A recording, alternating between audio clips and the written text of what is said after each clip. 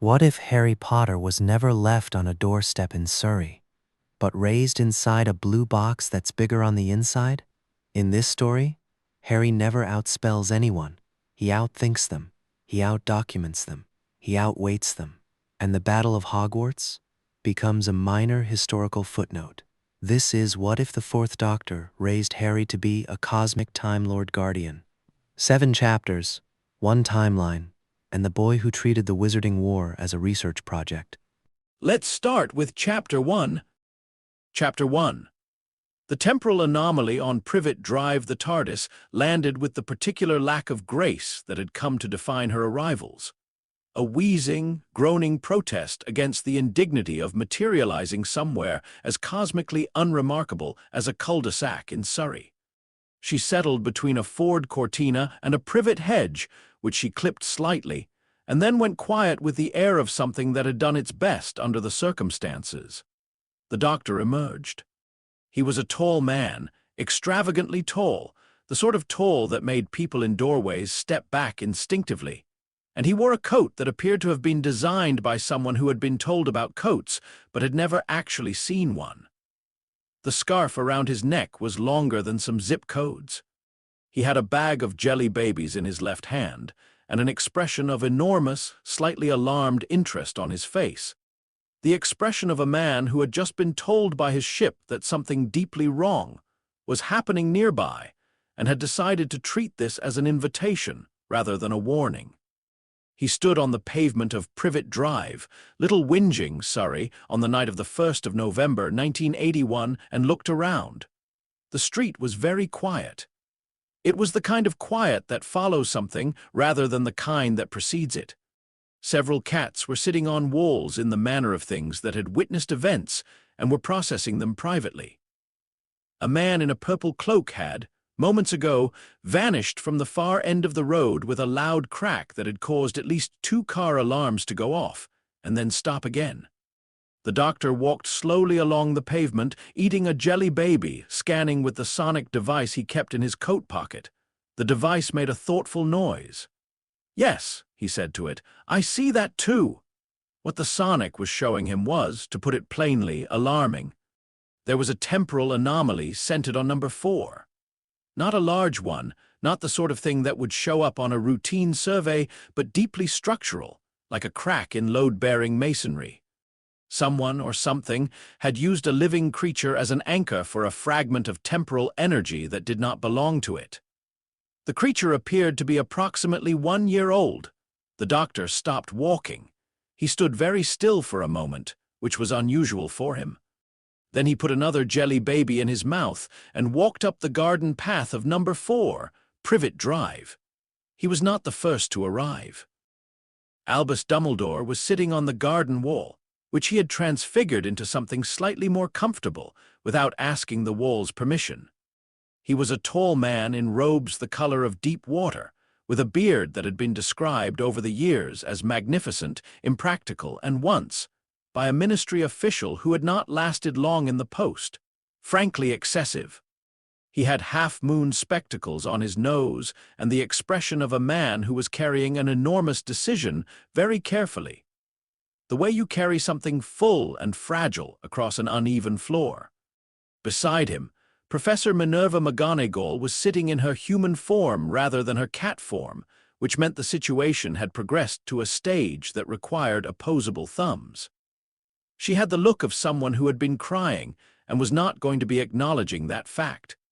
And at the far end of the garden path, just dismounting from a flying motorcycle the size of a small whale, was a man the approximate dimensions of a garden shed with a beard that made Dumbledore's look restrained. "Evening," said the doctor. All 3 of them turned. "I'm the doctor," he said, which was true. "I've just come from approximately 400 years in your future, which is neither here nor there. What I am concerned about at this specific moment is the temporal anomaly I've detected inside number 4, which appears to be centered on a child, and which is, to put it in terms I suspect will translate across our respective disciplines, a cosmically unacceptable thing to have done to a baby." A silence settled over the garden. Dumbledore looked at him for a long moment with the specific quality of attention that very old, very experienced beings use when they are assessing whether something is a threat, an ally, or a new category they haven't had to invent yet. "And you detected this how exactly?" Dumbledore said. The doctor held up the sonic device. "Temporal resonance scanner, TARDIS calibrated, rather good." He paused. "The child has a foreign soul fragment anchored in his scar. It's the kind of thing that would show up on any Gallifreyan temporal survey as a significant red flag. I'm somewhat surprised it hasn't shown up on yours." "It did," said Dumbledore, with the serenity of someone who has already had the conversation where they accept a terrible truth. "We call it a Horcrux." "A Horcrux," the doctor repeated. He said it the way scientists say the common name of something they've only ever known by its technical classification. "And your plan for the child is, I'm sorry, I want to be absolutely certain I understand this, to leave him on a doorstep?" "With a letter," Dumbledore said. He held up an envelope as evidence. The doctor stared at the envelope. "A letter," he said. "You're going to leave a 1-year-old child who has just survived an encounter with a being of significant magical power, who is currently serving as an involuntary anchor for a fragment of a dark wizard's fractured soul, who has a scar that is quite literally screaming at my scanner on a doorstep. With a letter and go home." Dumbledore's expression became very slightly defensive. "There are blood protections. The muggles inside," McGonagall interjected with the tone of someone who has already expressed this objection and been overruled once, "are not suitable, Albus." "Blood protections," the doctor said, moving past this, "which are, unless I am very much mistaken, predicated on the affection of the blood relative in question. Is there any evidence that the affection is forthcoming?" "There is the potential. Is there evidence?" "Silence." "Right," said the doctor. He looked at the envelope, then at the door, then at the Sonic, then ate another jelly baby. "I'm going to make an alternative proposal." "You've only just arrived," said Dumbledore. "I know, I'm very efficient." The doctor put the Sonic back in his pocket. "The child has been cosmically compromised by an act of temporal vandalism. He requires, at minimum, a guardian who has some understanding of what was done to him and some capacity to address it. I have both. I also have a ship that is considerably larger on the inside than the outside, which means the educational resources available to him are somewhat beyond what Surrey can offer. The large man with the motorcycle, Hagrid, the doctor would learn later, though they would not be properly introduced until Chapter 3, made a sound like a foghorn processing grief. "You can't just take him," Hagrid said. "He's got a family, he's got a destiny. He has a scar full of someone else's soul, and an aunt and uncle who have, from the look of that house, already decided they find the whole business inconvenient," the doctor said, not unkindly. "I am not dismissing destiny. Destiny is a real phenomenon. I've run into it several times. It's tenacious and often extremely badly timed. What I'm suggesting is that the boy might meet his destiny better prepared if he spends his first decade understanding what it is."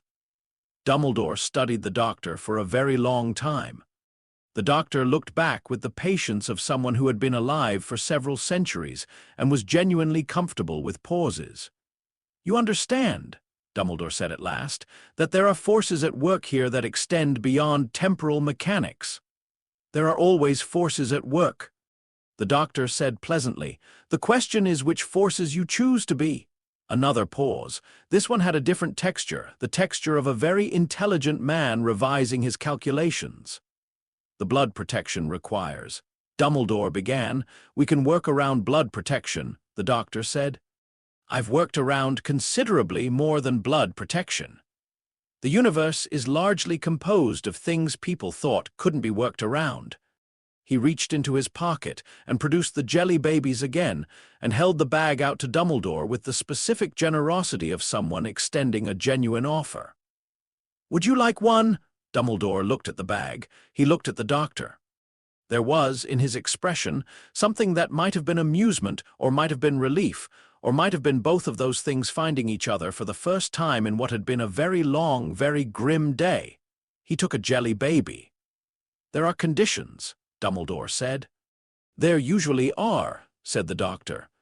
"I find conditions clarifying."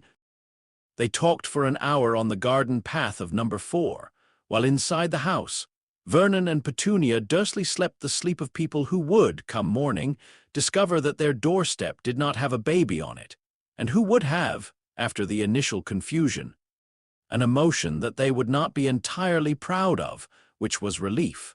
The conditions were as follows. Harry would be raised to know he was a wizard. He would be given every opportunity to choose his own path at the appropriate age.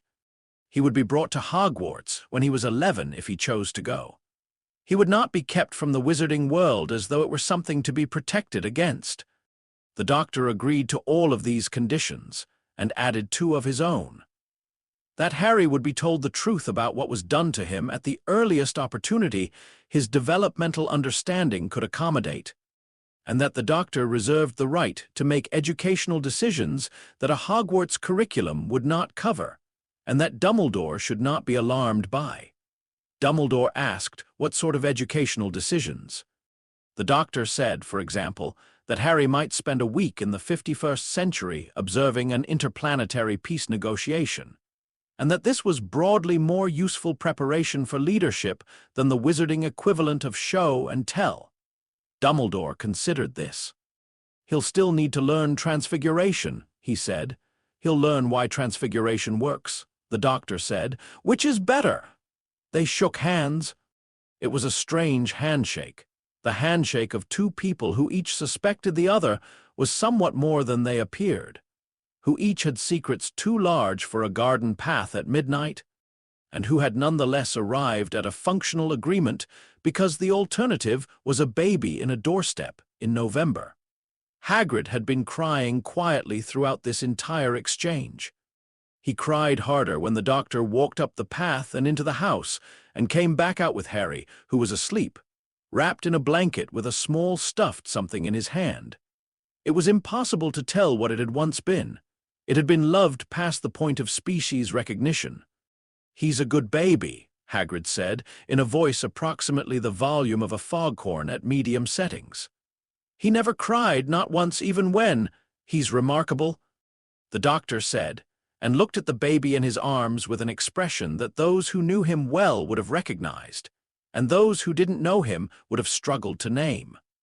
It was the expression he wore when he looked at something that was going to matter, when he felt the future rearranging itself slightly around a new axis.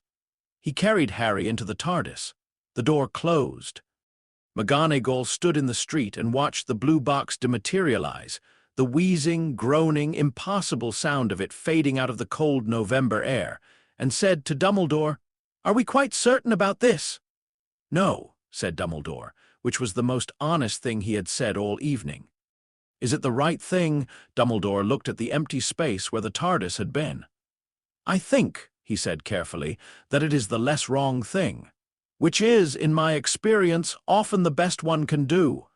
He picked up the letter from the garden path, the letter that had not been delivered to a doorstep, the letter that was no longer needed, and folded it very carefully and put it in his pocket. He would keep it, he decided. Not because it had served its purpose, because it reminded him that purposes could change. The inside of the TARDIS was, as the doctor had indicated, considerably larger than the outside. This was the first thing Harry was going to notice. On the morning he was old enough to notice it, and it was going to delight him rather than alarm him, which the doctor would later point out was an excellent early indicator of intellectual character. Most adults found the dimensionally transcendent architecture of the TARDIS unsettling. Harry found it sensible. Why would you make the inside smaller than the outside? That would be a terrible waste of perfectly good inside. On this first night, Harry did not notice anything. He was 1 year old, and he was asleep, and the doctor had found the thing in the TARDIS that was closest to a cot.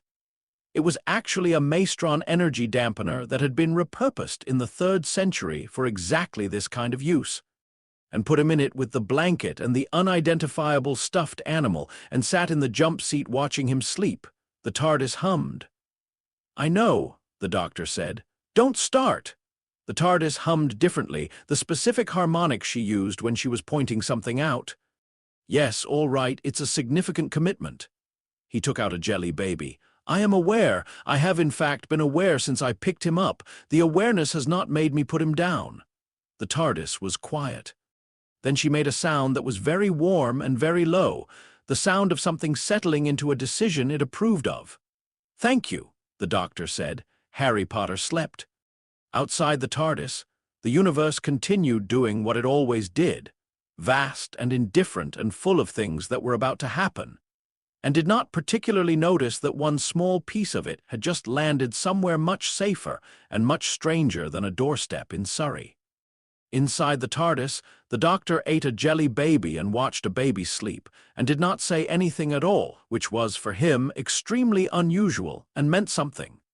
The vortex turned. In the morning, though morning was a relative concept in the TARDIS, which operated on a time system that could generously be described as approximate. Harry woke up, looked at the coral walls and the impossible ceiling and the glowing blue column at the center of the console room and said, "Bah!"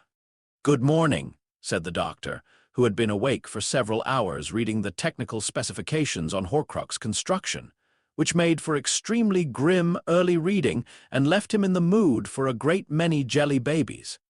Harry said, "Bah!" again with more confidence, pointing at the central column. "That's the time rotor," the doctor said. "It dematerializes the TARDIS from one point in space-time and rematerializes it at another. The precise mechanism is, well, it's rather complicated, but you'll understand it eventually. Probably around age 9 if I've assessed the developmental curve correctly." He paused. "Possibly 8. You looked at the console very analytically just now." Harry put the stuffed animal in his mouth. "Yes," the doctor said, "that's the right response to encountering something new. Observe. Investigate. Try things." He stood up, all 6-something feet of him unfolding from the jump seat, and crossed the console room and looked down at Harry with his hands in his pockets. "We're going to get along very well," he said. "I think—" Harry, who had been approximately 1 year old for approximately one night, and who had been removed from the only home he had ever known to live inside a box that was bigger than physics suggested it should be, and who was being studied by a very tall alien with an enormous scarf and an inexplicable supply of jelly babies, grabbed the doctor's scarf with one hand. The doctor looked down at the small fist wrapped in the wool. "Right," he said. "Quite." The TARDIS took off, groaning, wheezing, magnificent, and they went into the vortex, and Harry laughed, and the sound of it filled the console room like it had always been there, like the TARDIS had been leaving a Harry-shaped space in the acoustics all along and had only now had it filled. It was, as beginnings went, rather good. End of Chapter 1. Chapter 2. Education in the Vortex. The first thing Harry learned was the Gallifreyan symbol for "do not touch this under any circumstances." He learned it the hard way at age 3, when he touched the thing it was written on, and the TARDIS spent 45 minutes materialized inside a Norwegian fjord in the 12th century, while the doctor conducted emergency repairs, and Harry sat on the jump seat eating a biscuit, watching fish swim past the outer doors with the calm interest of someone who had decided that fish in the living room were perfectly normal. "That symbol," the doctor said, when the fjord had been persuaded to stay outside, "means do not touch." "I thought it meant interesting," Harry said. The doctor paused in his repairs. "That is," he said very carefully, "not an unreasonable interpretation, but in context, everything interesting has that symbol on it." Another pause. "Yes," the doctor admitted, "that is technically accurate. The things worth not touching and the things worth investigating are, in Gallifreyan notation, distinguished primarily by context and intent rather than by the symbol itself, which I will acknowledge is a design flaw." He pointed his sonic at a circuit. "We shall revisit the notation system. In the meantime, do not touch anything that glows orange. What about blue? Blue is generally fine. What about orange blue? Absolutely not." Harry ate his biscuit and looked at the console thoughtfully, and said nothing further, which was the specific silence of a 3-year-old filing information for later use. The TARDIS had, somewhere in her improbable geography, a library. This was not unusual. What was unusual was the library's size, which was approximately that of a medium Welsh valley, and its organizational system, which was the Doctor's, and which operated on principles that required either a photographic memory or a willingness to spend 4 hours discovering things you hadn't gone looking for. The Doctor considered this a feature. Most people he had brought to the library had considered it a flaw. Harry, who first entered it at age 4, sat down on the floor between 2 shelves that reached up further than he could see and said, with enormous satisfaction, "It goes on forever." "Not quite forever," the Doctor said. "Though I take your point, it's a great deal of library. Where do I start?"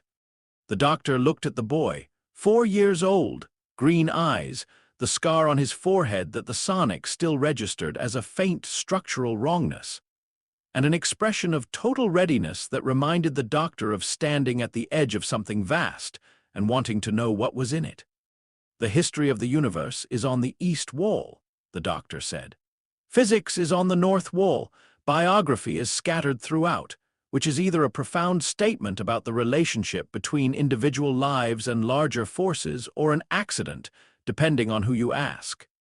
The section on temporal mechanics is up the spiral staircase and to the left. I would recommend," he added, "that you start with the east wall and work outwards." Harry started with the east wall and worked outwards. He read everything. Not quickly, he was 4, and then 5, and then 6, and reading was a process that took its time but thoroughly in the way that the Doctor had come to recognize as specifically Harry's. Not consuming information so much as turning it over, holding it up to the light, asking where it came from and what it was connected to and whether it meant something different if you looked at it from the other direction. At 5, Harry read about the fall of Gallifrey and asked the Doctor very quietly whether it hurt. The Doctor was quiet for a moment. "Yes," he said. "Does it still hurt?" "Yes." "Why do you keep the books about it?" "Because forgetting is worse than hurting." Harry thought about this for a long time. Then he said, "Is that why you keep going, so you don't forget?" The Doctor looked at him with an expression that several companions over several centuries had seen and never quite been able to describe. "I keep going," he said, "because stopping is not in my nature, but remembering, yes, that too." Harry went back to his book. The Doctor went back to the console. And the TARDIS hummed in the particular key she used when something important had just been said without anyone making a fuss about it.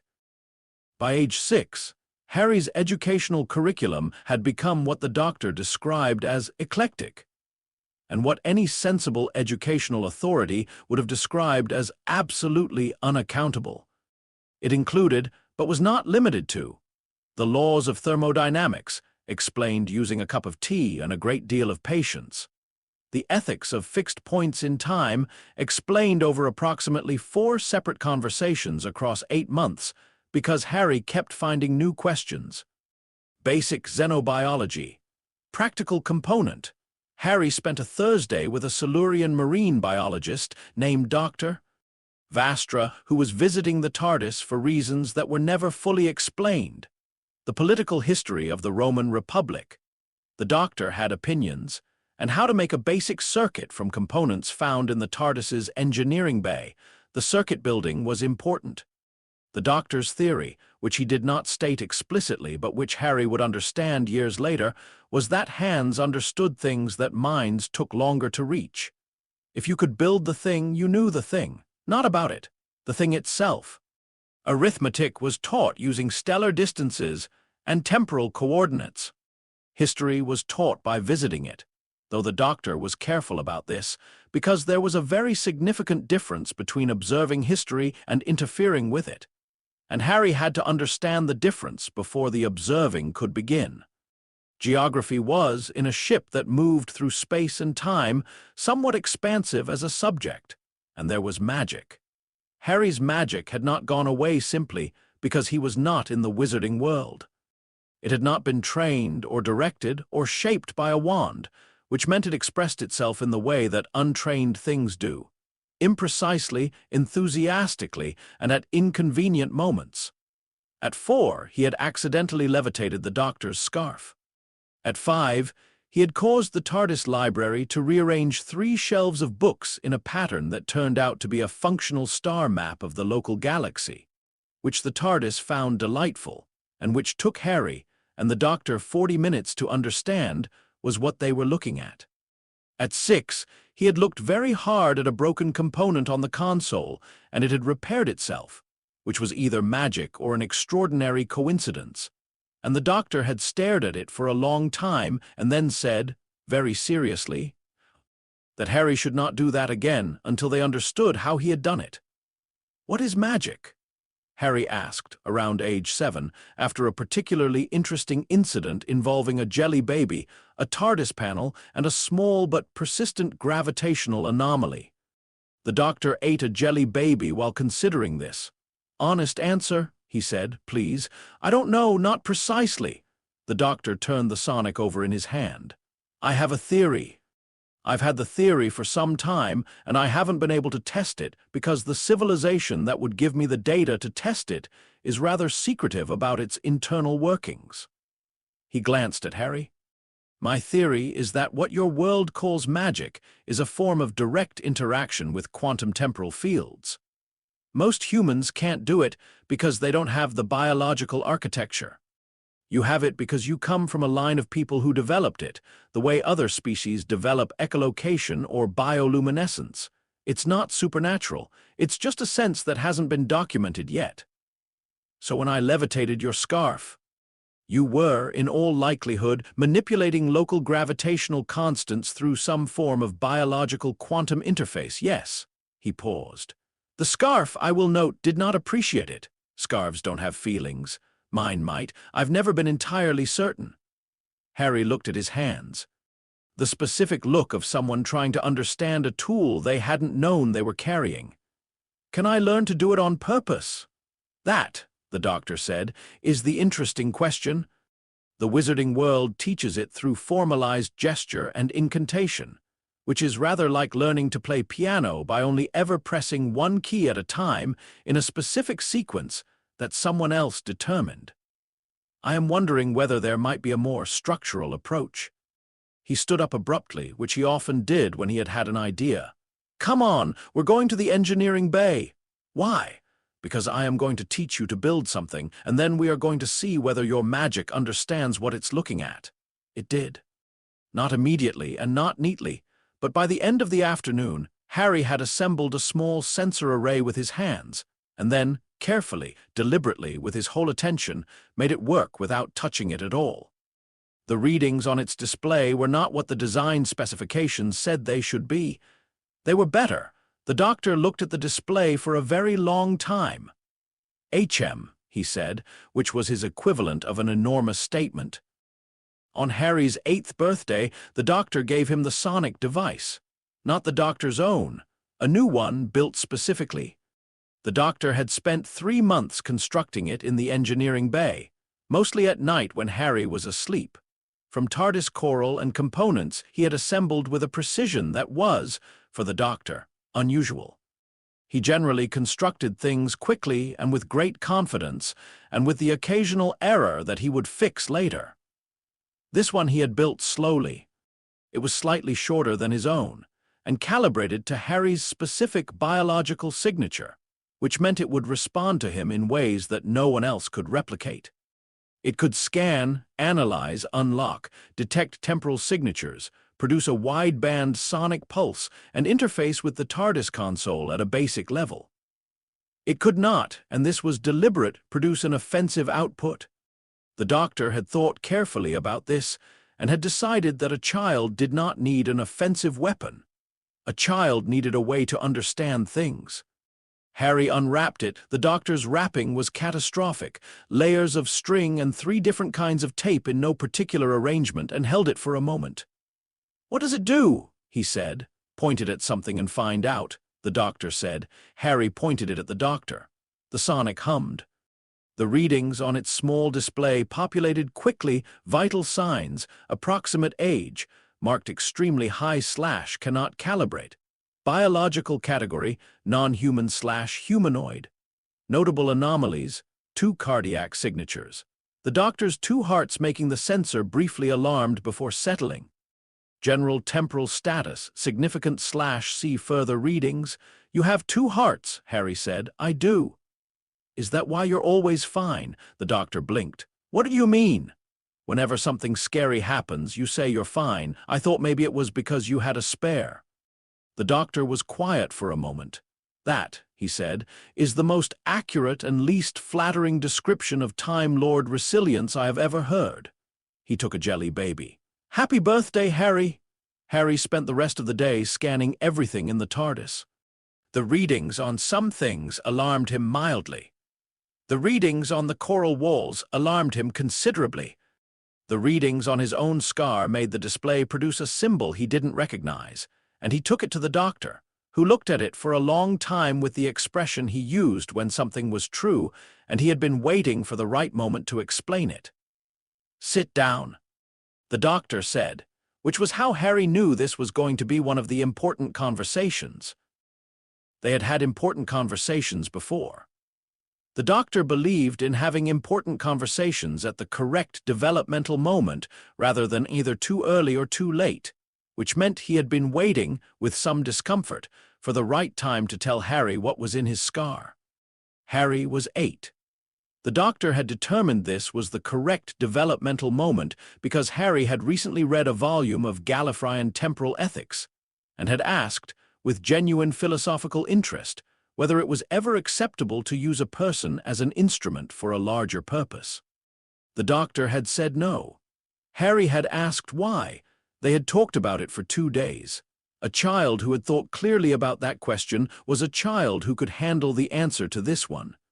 The doctor explained about Voldemort, what he was, what he had done, what a Horcrux was, and how it worked, and what it meant that a piece of this dark wizard's soul was anchored in the scar on Harry's forehead. He explained it without dramatic framing. He explained it the way he explained everything as a fact, a set of causes and consequences, a thing to be understood and therefore addressed. Harry listened without interrupting, which was unusual. He was normally an interrupter, not from inattention but from enthusiasm, because questions occurred to him in real time and he found it difficult to batch them up. When the doctor finished, Harry sat quietly for a moment. So he tried to kill me, Harry said. Yes. And when it didn't work, the fragment of his soul went into my scar. Yes. And he's still out there somewhere, but very reduced, because of how many Horcruxes he made. Yes. In theory, 6 more fragments of his soul are anchored to other objects. While those anchors persist, he cannot permanently die. Harry looked at the display on the sonic, which was still showing the symbol for the scar's reading. Can we fix it? He said. The one in my scar. That, the doctor said, is what I've been working on. Yes, I believe we can. Not yet. The technique requires your magic and my temporal mechanics to work in a specific concert that we haven't developed yet. But it is solvable. The universe, he added, does not present unsolvable problems. It presents problems that require more information than is currently available. Is that why you keep going? Harry said, which was the second time he had asked this question, and the first time he had asked it about a specific problem rather than existence in general. One of the reasons, the doctor said. Harry nodded slowly. The look on his face was not what the doctor had been bracing for, not fear, not grief, not the particular weight that children carry when the world turns out to be less safe than they thought. It was something more considered than that. Something that was processing the information and filing it not under threat, but under problem to be solved. All right, Harry said. All right. I'll need to understand the Horcrux architecture better. Can I access the temporal records in the library, the ones about soul fragment physics? The doctor stared at him. You're 8, the doctor said. You explained Horcruxes to me when I was 8, Harry said reasonably. This was, the doctor reflected, an unanswerable point. East corridor of the library, he said. 3rd shelf from the top. Ask the TARDIS for the reading chair. There's one that adjusts to child height. Don't skip ahead to the Rassilon chapters.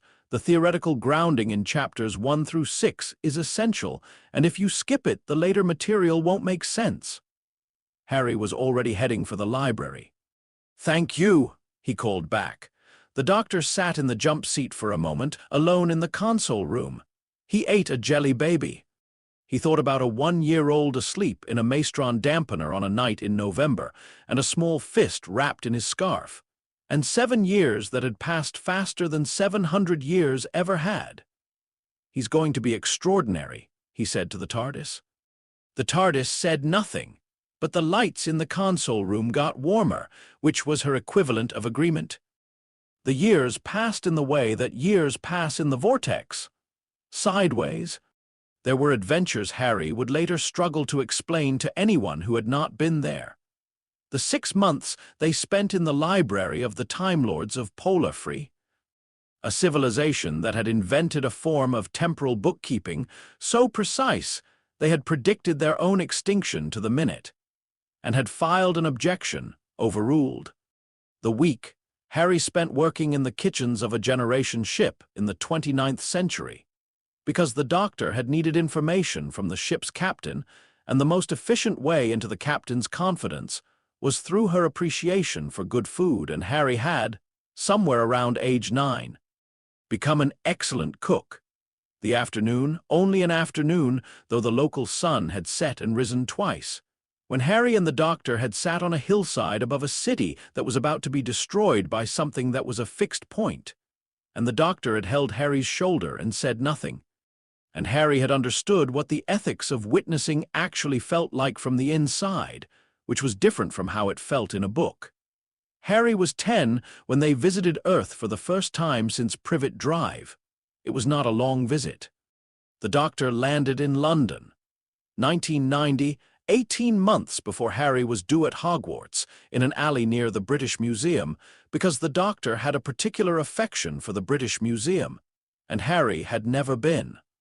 Harry stepped out of the TARDIS and stood in a grey October London morning and looked at a world that was technically his home.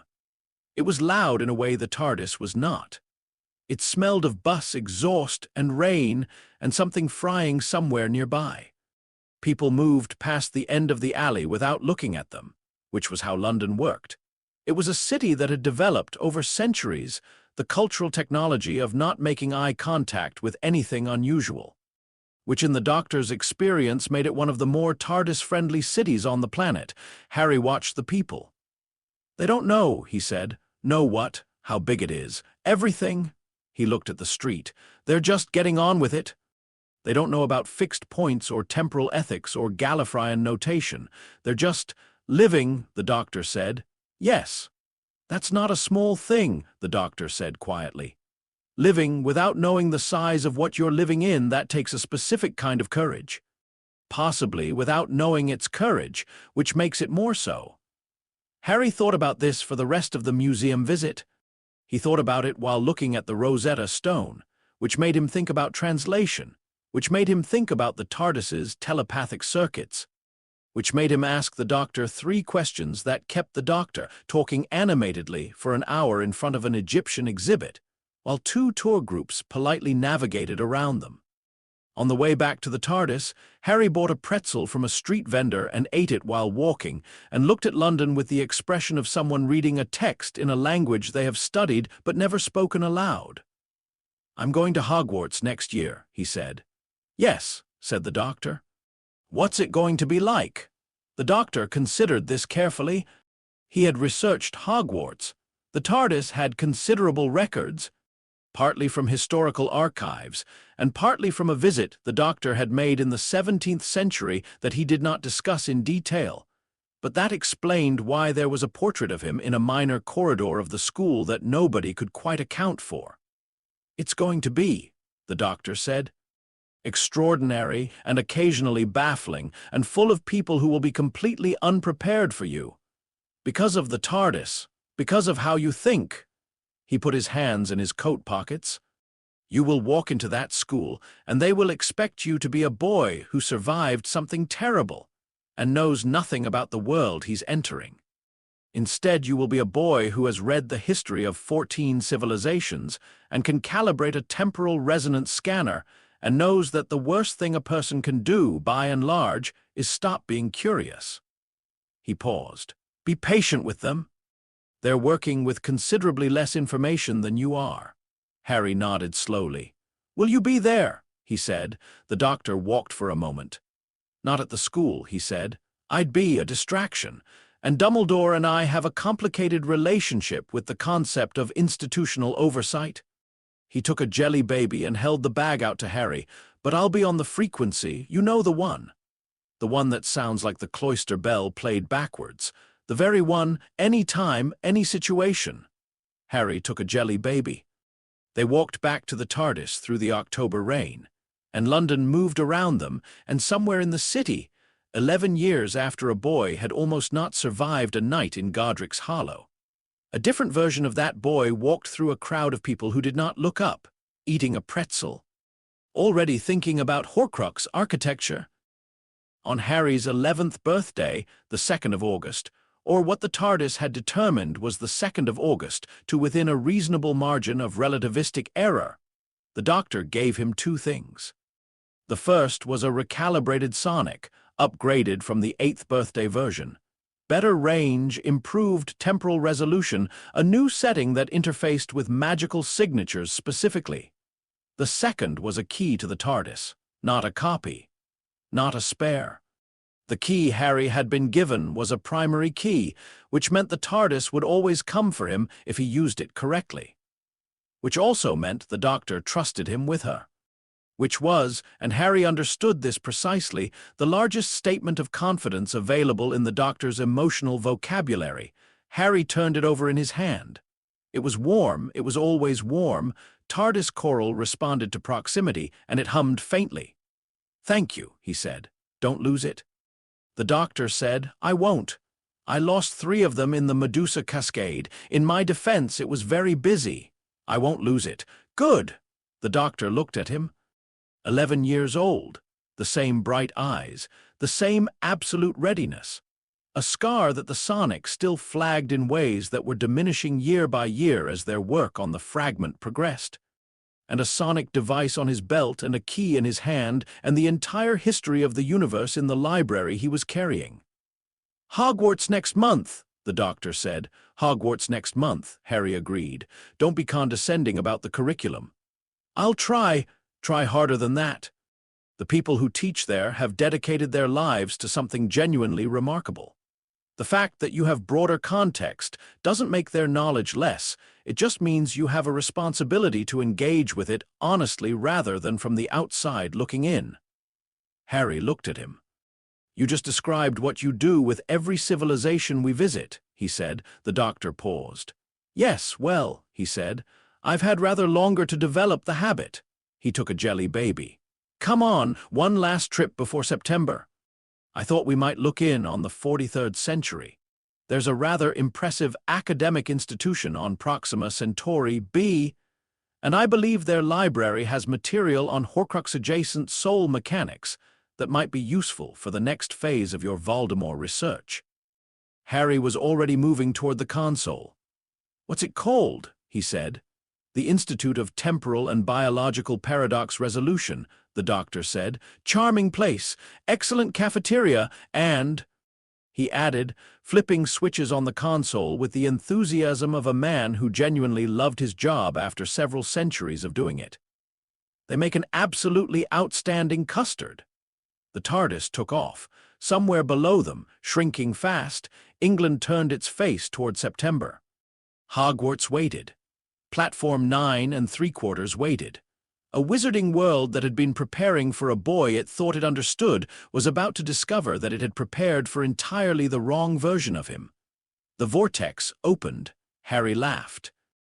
End of Chapter 2, Chapter 3. Platform 9 3/4. The TARDIS materialized on Platform 9 3/4 at approximately 40 seconds before the Hogwarts Express was due to depart, which the doctor considered excellent timing and which was, in absolute honesty, an accident. He had been aiming for 10 minutes early. The TARDIS had her own opinions about punctuality, and those opinions were best described as impressionistic. "We're late," Harry said, looking at the clock on the platform wall. "We're precisely on time," the doctor said, adjusting his scarf. "The train hasn't left yet. Anything before departure constitutes on time. This is non-negotiable as a philosophical position. You were aiming for 10 minutes ago." "I was aiming for a general 10 minutes beforeness, which is distinct from a specific. The train is moving." It wasn't quite, but it was making the noises of something about to. Steam was happening. Doors were slamming. Parents were administering the specific kind of goodbye hug that involved straightening collars and giving instructions the recipient would not remember 30 seconds later. Harry picked up his trunk, which was larger on the inside than outside, because he had spent 3 months modifying it in the TARDIS engineering bay with the doctor's supervision, and a great deal of Gallifrey notation labeling on the internal compartments, and stepped out onto the platform. He stopped. The doctor stepped out behind him and stopped too, but in the way of someone who had visited many extraordinary places and was watching someone else experience one for the first time. Harry looked at the platform. It was loud. It was steam and shouting and owls. A remarkable number of owls, Harry thought, for a mode of transport that technically had luggage restrictions, and families in various states of emotional complexity, and children his age carrying wands openly, which struck him as either very confident or a significant health and safety concern. A pair of twins were simultaneously consoling their mother and attempting to pass something to a younger brother in a way that suggested the something was not school-approved.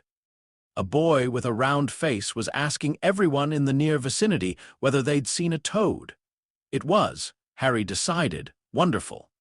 Not in the way the 43rd Century Academic Institute had been wonderful, or the Silurian Marine Research Station, or the Library of Polarfree.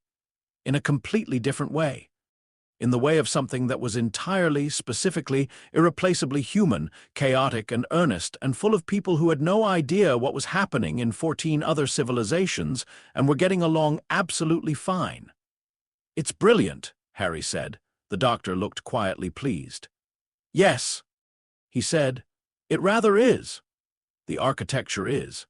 Harry turned slightly, scanning the platform with the sonic, which he'd had out within 10 seconds of stepping off the TARDIS, because he was constitutionally incapable of entering a new environment without scanning it. "The spatial fold here is extraordinary. Someone has compressed a full-length Victorian platform into a pocket dimension off the main concourse of King's Cross. The tolerances are immaculate. This is centuries of accumulated enchantment doing load-bearing work. Put the sonic away." The doctor said, not urgently, "You're going to alarm people. It looks like a pen. You're pointing it at the train and reading results off a display. It looks like you're taking the train's temperature." Harry put the sonic away, then took it out again to finish the scan. Then put it away. A red-haired woman nearby was counting children, 1, 2, 3, 4, 5, and there appeared to be more, with the practiced efficiency of someone who had been doing this for years and had developed a system. She looked up and caught Harry's eye and smiled with the reflex warmth of someone who smiled at children automatically. "First year, dear," she said. "Yes," Harry said. "Don't worry, the train's a lovely ride. Our Ron's starting this year too." She indicated a tall, freckled boy beside her who was examining Harry with the frank curiosity of someone who had not yet learned to make it less obvious. "And our Fred and George are third years if you need any help, though I'd specify useful help when you ask because their definition is broader than most." From somewhere to the left, 2 identical voices said, "We're very helpful," in perfect unison, and without looking up from what they were doing. "This is very kind, thank you," Harry said. "Your spatial management of this group is impressive. 6 children plus luggage plus owls is a significant logistical problem, and you've clearly solved it." The woman blinked.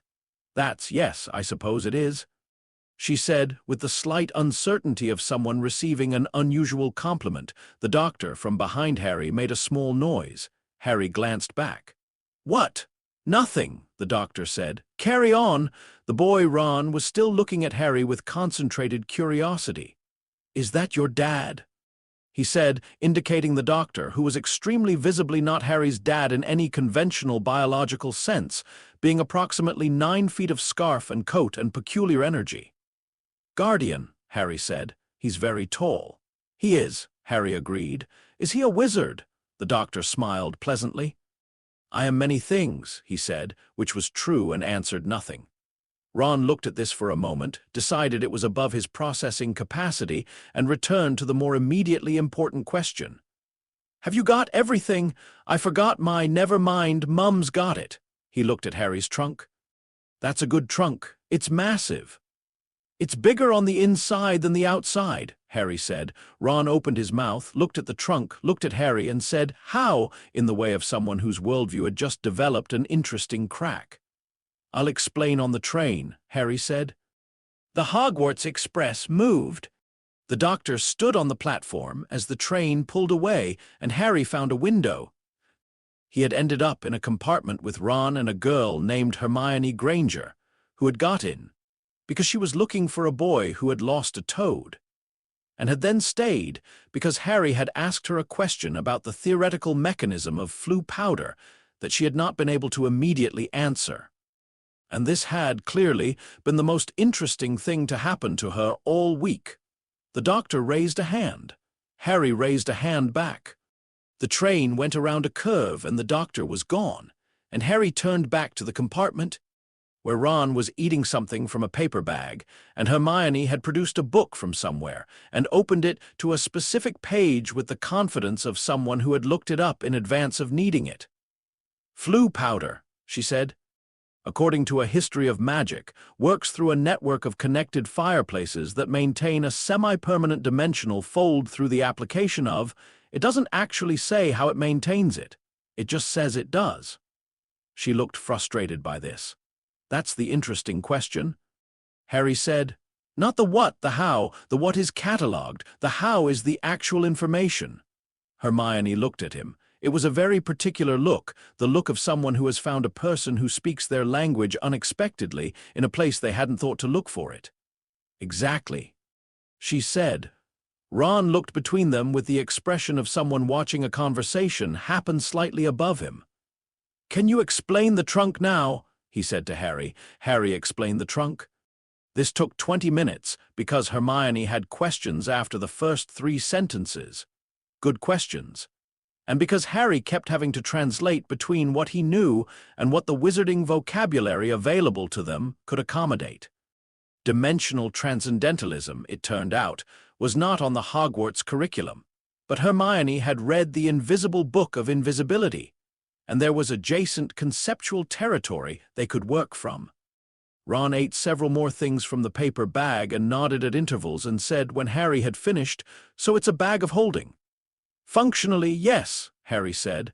"My dad would love that," Ron said. "He loves Muggle stuff." "The engineering is technically not Muggle," Harry said.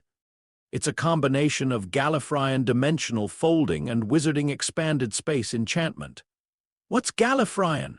"The doctor is from Gallifrey." Ron processed this. "So your guardian is an alien?" "Yes." "Right," Ron said, in the tone of someone who was choosing to be fine about this. Hogwarts, seen from across the lake at night, with its towers reflected in the water and the sky enormous above it, was one of the most structurally impressive things Harry had ever seen.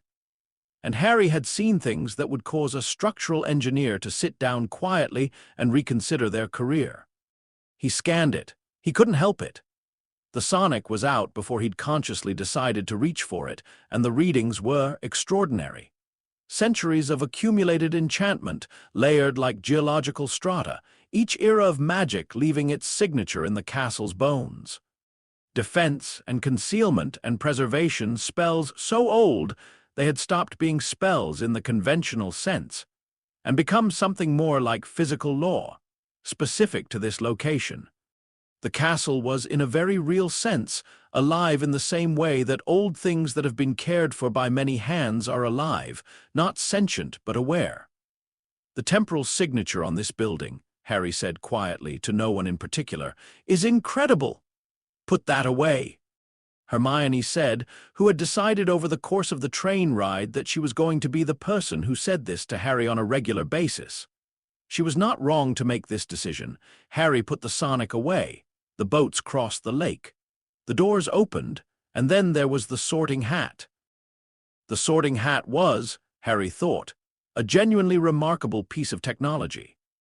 He had sat quietly while the first years lined up and each hat sorting happened, and had used the time to observe the process with the specific attention he gave to anything he was about to interface with. The hat spoke, actually spoke, which was already impressive. It sang, which was additionally impressive and suggested a level of self-expression unusual for a hat. And it sorted, which was the real function, and the mechanism of that sorting was what Harry wanted to understand. When his name was called, Potter Harry, a sound went through the hall that was distinct from the sound that had accompanied any other name. A specific rustle, a turning of heads, a whisper that moved like wind through wheat. Harry walked to the stool, picked up the sorting hat, looked at it for a moment, said hello, and put it on. There was a pause. The hat in Harry's head said, "Well, this is different." "Is it?" Harry said inside his head in the way one spoke to a hat. Most students, the hat said, come in with a fairly clear internal landscape. Ambitions, fears, existing loyalties. You've come in with what appears to be the temporal ethics framework of a civilization that no longer exists and a research project on soul fragment physics. You're 11. Almost 12. The age is not the surprising part. The hat seemed to be doing something, moving through Harry's mind the way a careful reader moves through a book, not rushing. You have bravery, considerable, tested in ways I haven't encountered from a first year before. You have a very fine mind and a genuine love of knowledge, which would suit Ravenclaw. You have dedication to principles over personal interest, which fits Hufflepuff. And there is ambition here, though you'd call it something different. "I don't care which house," Harry said. "Put me wherever I'll do the most good. Most students want Gryffindor. Most students haven't read a comparative analysis of all 4 houses across 4 centuries of Hogwarts history." Harry paused. "Hufflepuff has the best research output per capita and the lowest political drama coefficient. But I suspect you'll say Gryffindor." "I'll say Gryffindor," the hat agreed, "because your bravery isn't incidental, it's foundational. Everything else you are is built on top of it. But I'll note for the record that you're the first student who's ever tried to negotiate. Negotiate implies I had a specific preference. I was just providing data." "Gryffindor," the hat announced very loudly to the hall. Harry took the hat off, handed it back to Professor McGonagall, who was looking at him with an expression that was professional composure doing significant work, and walked to the Gryffindor table.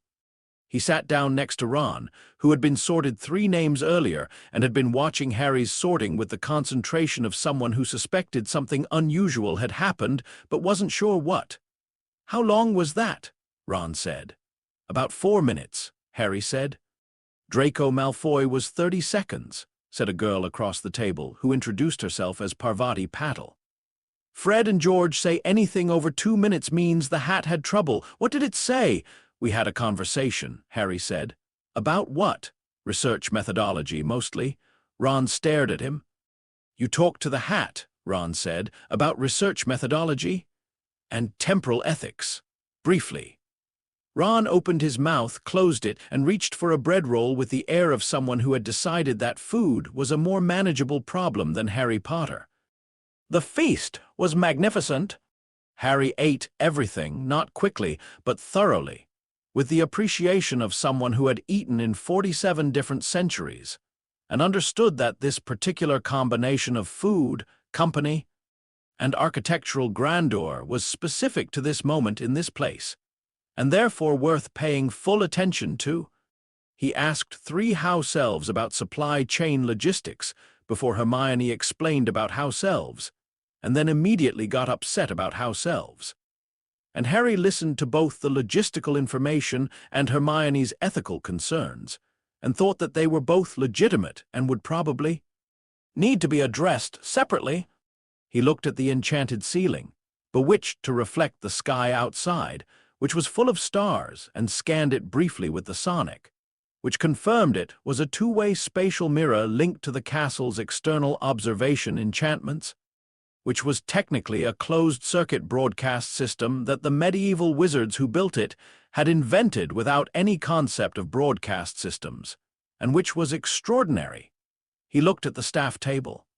Most of the teachers looked back with the professional curiosity of people used to assessing incoming students. One of them, a man in a purple turban with a nervous disposition, and notably a very specific temporal disturbance around his head that the sonic registered immediately as anomalous and significant, looked away when Harry's eyes reached him. Harry looked at him for a moment longer. Then he wrote a brief note on a piece of parchment. An advantage of the doctor's education was that he had actual parchment and a quill, because the TARDIS library was committed to period-appropriate writing implements and folded it up and put it in his pocket. He'd send it to the doctor tonight. The defense against the dark arts teacher has two people in his head, the note would eventually say.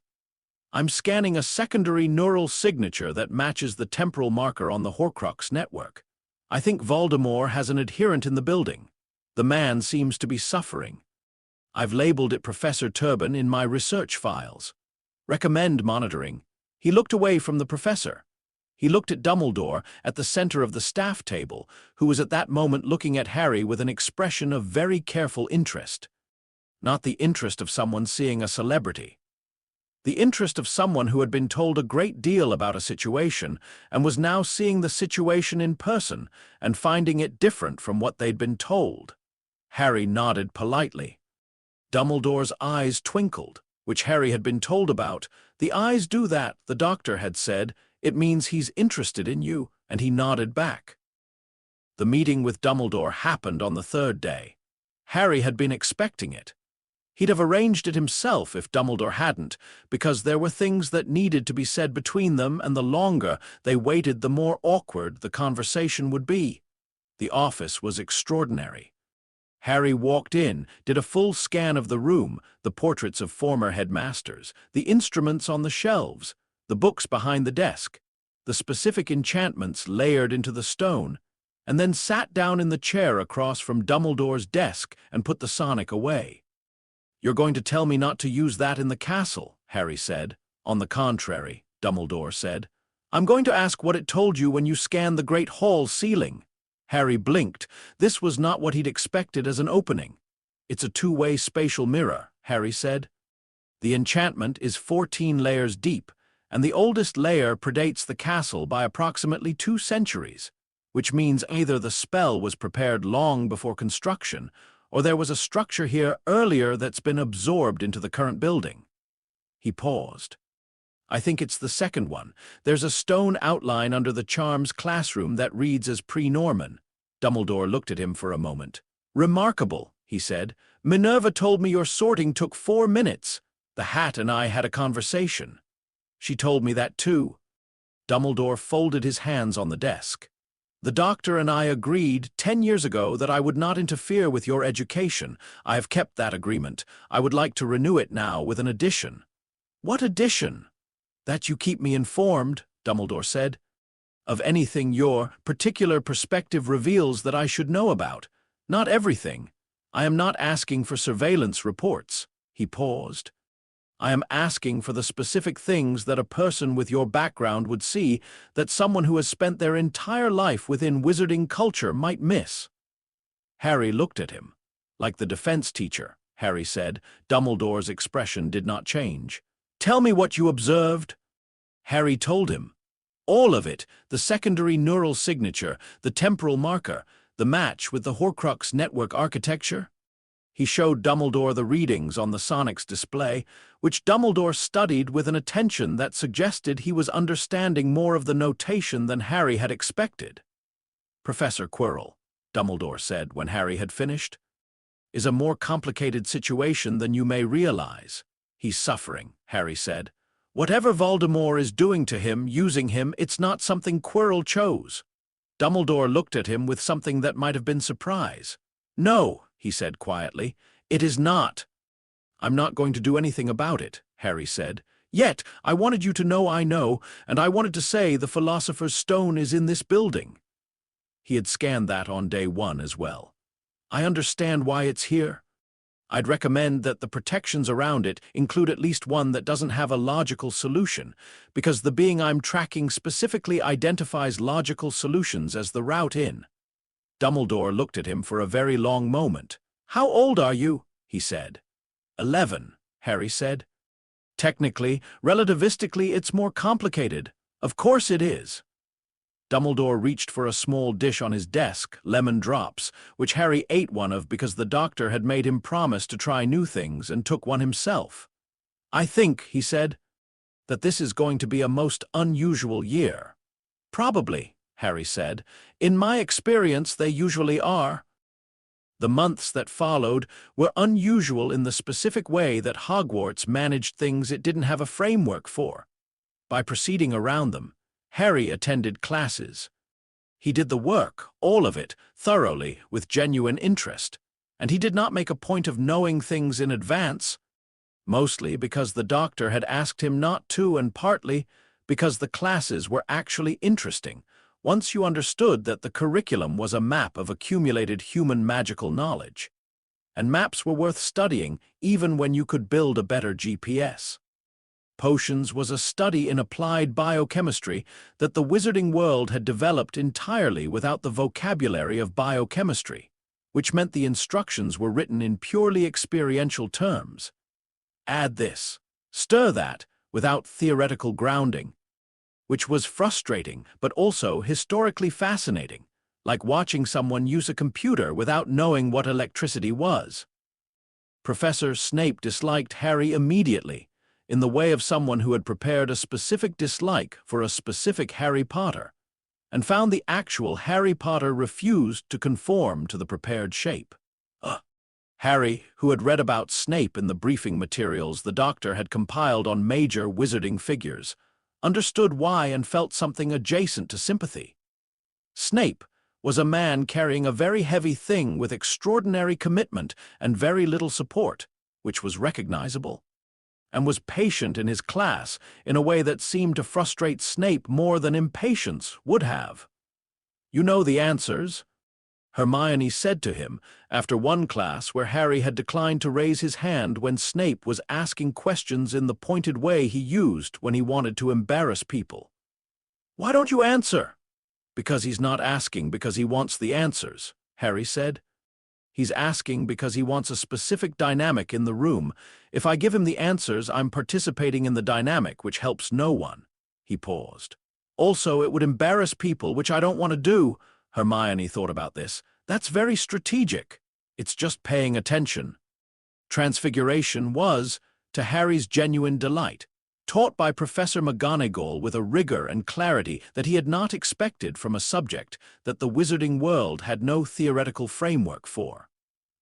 She was teaching people to do a thing she did not fully understand the mechanism of, and she was doing it brilliantly, which, the doctor had said once about a similar situation involving a 23rd century engineer, was a specific form of genius that deserved enormous respect. Harry told McGonagall this, not in those words. He told her that he found transfiguration theoretically fascinating because of the gap between the what and the how. She had looked at him for a long moment and said that she had never had a student frame it in quite that way and that it was an interesting perspective, and that he should match his theory to his practical work, please. His practical work was, it turned out, very good. Not because he was more naturally gifted than his classmates. Hermione was formidably gifted, but because he understood the underlying structure of what he was trying to do, which meant his errors were principled and correctable rather than random. Defense Against the Dark Arts was the only class where Harry sat in the back row and watched with more attention than he paid to the content. Quirrell sweated and stuttered, and Harry watched the secondary neural signature fluctuate, stronger when Quirrell was under pressure, more controlled when Quirrell was calm, and filed everything in his research notes. He had no intention of doing anything about it this year. Dumbledore knew. The situation was monitored. The right response to a monitored situation was observation, not intervention, until intervention was the clearly correct option. The doctor would have been proud. He would also have found a reason to do something about it by October, and would have been wrong to, and would have known that later, which was the important thing about the doctor. He always knew later. The confrontation with Quirrell happened in June, which Harry had predicted within a 2-week window on the basis of the Philosopher's Stone's temporal signature, and the increasing instability of Quirrell's secondary neural signature, which by May was showing the kind of fluctuation associated with a parasitic presence pushing toward a critical action. Harry went through the obstacles under the trapdoor alone, not because he didn't want help. Ron and Hermione had both offered, but because the obstacles were individually manageable and Harry saw no reason to put other people in danger when the problem was his to address. He left them a note. It said, "Gone to address the Philosopher's Stone situation. Back by morning. Don't follow, not because it's dangerous, but because I have this." He had added a PS that said, "Ron, the chess set in the 3rd obstacle is a masterpiece. You'd find it interesting.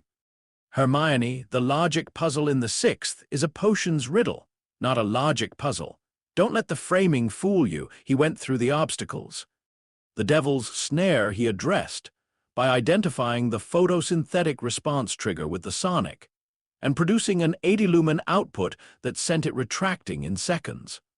The flying keys he solved by scanning for the specific charm signature of the one that matched the lock, which took 12 seconds, and then borrowing a broom to retrieve it.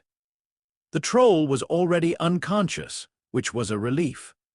The chess set he observed for 4 minutes, identified the solution using a 3-move variant of a strategy he had learned from a draconian chess master in the 40th century, and crossed without losing a piece, which he felt Professor McGonagall would appreciate.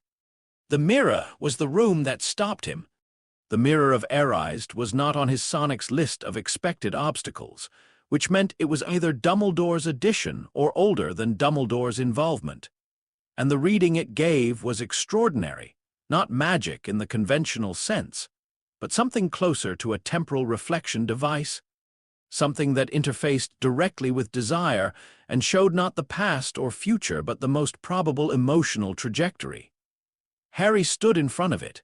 He had been told by the doctor long ago not to trust things that showed you what you wanted. Not because what you wanted was wrong, but because the translation between what you want and what you see is always lossy, always simplified, always a version of the want that's easier to visualize than to actually have. He looked at the mirror. He saw a man in a very long scarf standing beside him, not going anywhere. Harry stood there for exactly 30 seconds. Then he put the feeling carefully where it belonged, not suppressed, not denied, but filed correctly and moved on. He found the stone in his pocket before he'd consciously worked out how it had got there. He supposed that was what the mirror meant. He wanted it found and safe, not used. The stone went to Dumbledore later. The room beyond the mirror was where Quirrell was. Harry stood in the doorway and looked at the professor. The secondary neural signature was strong now, dominant, the thing wearing Quirrell like a coat, and said, with the calm of someone who had been preparing for this conversation for an entire academic year, "Hello. I've been meaning to talk to you." What followed was not a duel. Harry had no interest in a duel. He had his sonic, his knowledge of the secondary entity's temporal signature, and a small device he had built in November that could, when applied correctly, disrupt the resonance between a soul fragment and its host. He used the device. It took 11 minutes.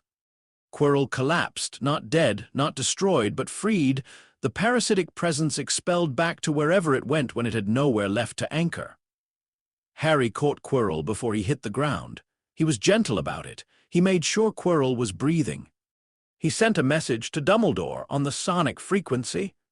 Then he sat on the floor next to an unconscious professor and ate a jelly baby from the supply he kept in his robe pocket and waited for Dumbledore to come, and thought about the mirror, and thought about the doctor, and was, for a moment, just 11 years old. The door opened. Dumbledore came in, looked at Harry, looked at Quirrell, looked at the intact room.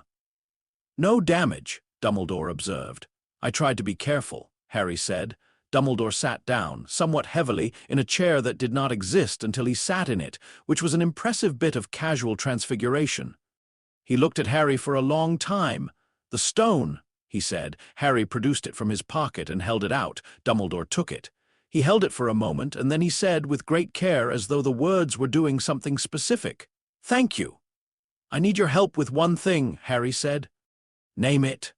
"Professor Quirrell needs medical attention, not from the school, from someone who understands what was done to him. Having a parasitic soul fragment in your head for an extended period is a specific kind of injury." He looked at Quirrell. "He wasn't a bad person, he was just occupied." Dumbledore looked at Quirrell. "No," he said quietly, "he was not a bad person." Harry nodded. He stood up, brushing dust off his robes. "I'm going to write to the doctor," he said. "He's seen similar cases, he might know someone who can help." He turned for the door. "Harry," Dumbledore said. Harry stopped. "Are you all right?" Harry considered this question with the seriousness it deserved. "Yes," he said, "I think so." He paused. "I looked in the mirror, I saw what I wanted." "And what was that?" "Nothing I don't already have," Harry said, "which is good, that means I'm fine." He walked out. The corridor beyond was very quiet. Somewhere above him, the castle settled around his footsteps, 11 centuries of stone doing what stone does, which is endure. Harry walked back toward Gryffindor Tower and thought about fixed points, and about the difference between what you want and what you have, and about the mirror and what it had told him that he already knew. The vortex was always there. The key was always warm in his pocket. He was fine. He was, in fact, rather good. End of Chapter 3. Chapter 4. The Restricted Section and the Dark Lord's Blueprint. The summer after first year, Harry spent 3 weeks on a space station in the 29th century helping the Doctor negotiate a trade dispute between a colony of silicon-based life forms and a human mining corporation that had, with tremendous confidence and very little research, begun excavating what turned out to be a silicon-based graveyard.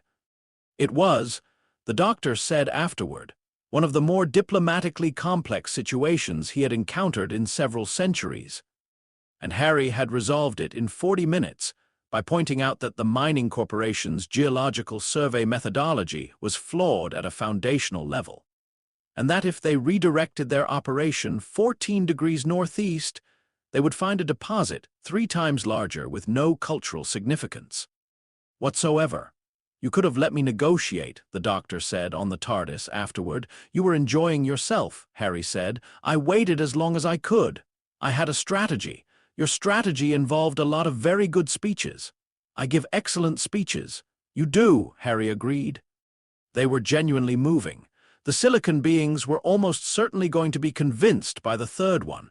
"I just thought the mining company might go bankrupt before then." The Doctor ate a jelly baby with the dignity of someone accepting a fair point. "Next time," he said, "let me finish the speeches." "Next time," Harry said, "bring better geological survey equipment."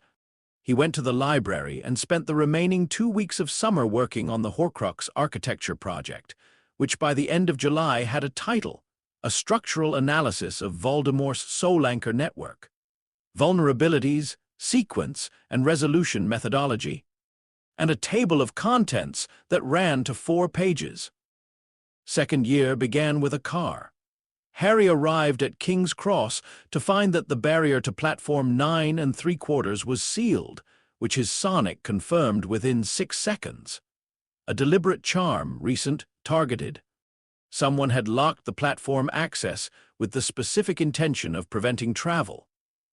The temporal signature on the charm was unknown to him, but the methodology was consistent with an adolescent with limited formal training and considerable ambient magical power.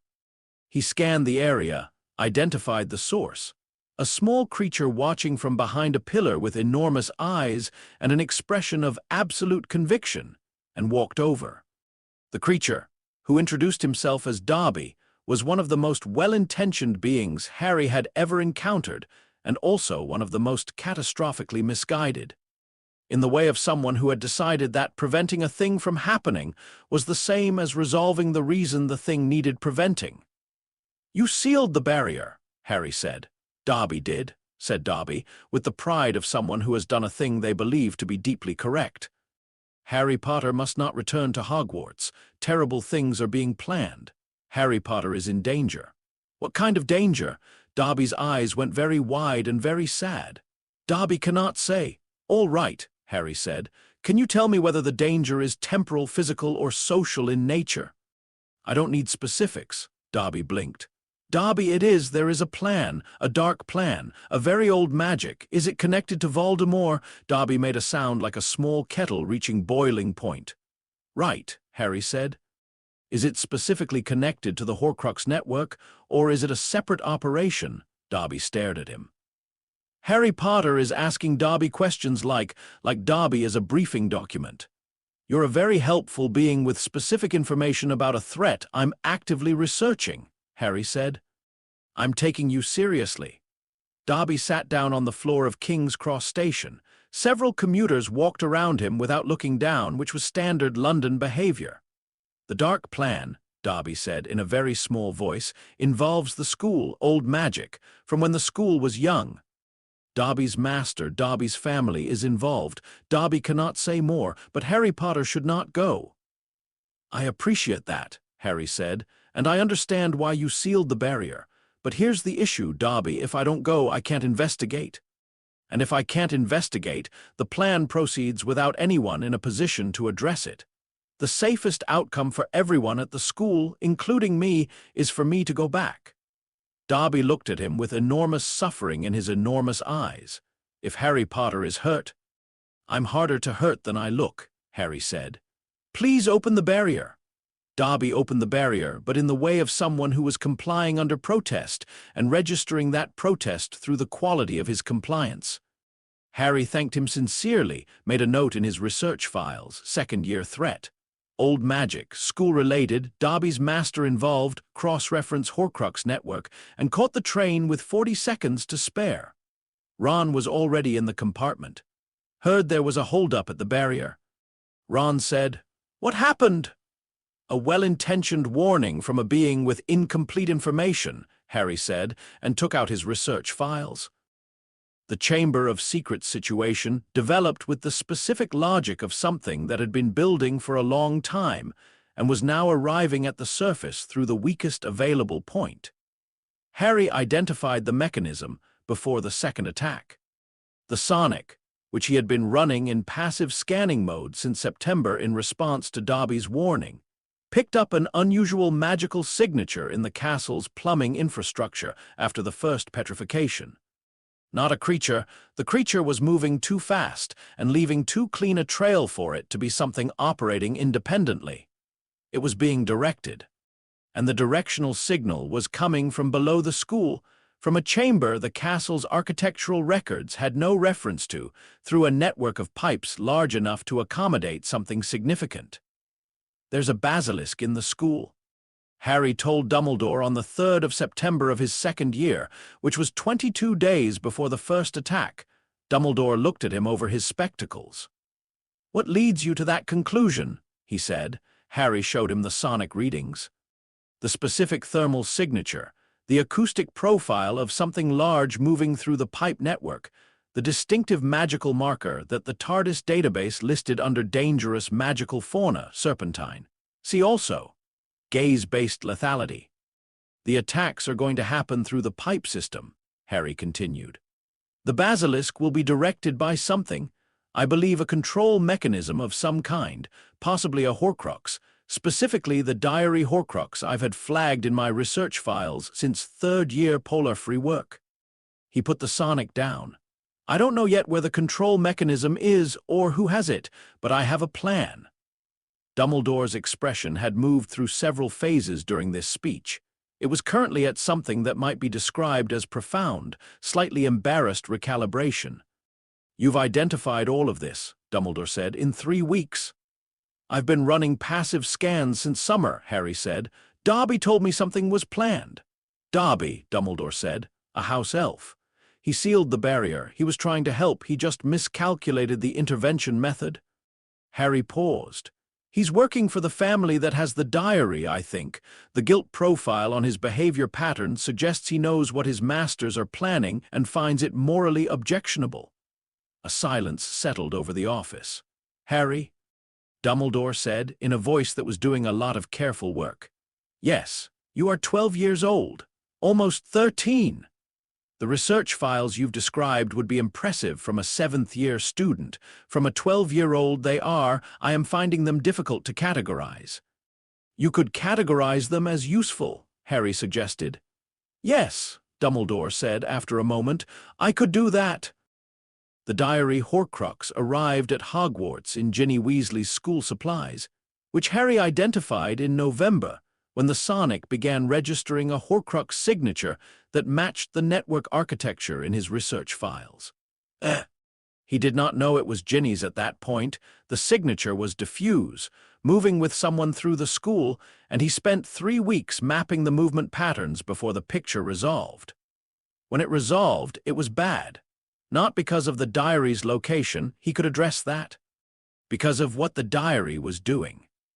A Horcrux with a memory imprint was essentially an autonomous system, and autonomous systems optimized for their programmed goal, and this one's programmed goal was the opening of the chamber. It was working through whoever was carrying it with the patient, invisible methodology of something that understood how to use the carrying person's own desires and fears and loneliness against them. Harry went to find Ginny Weasley.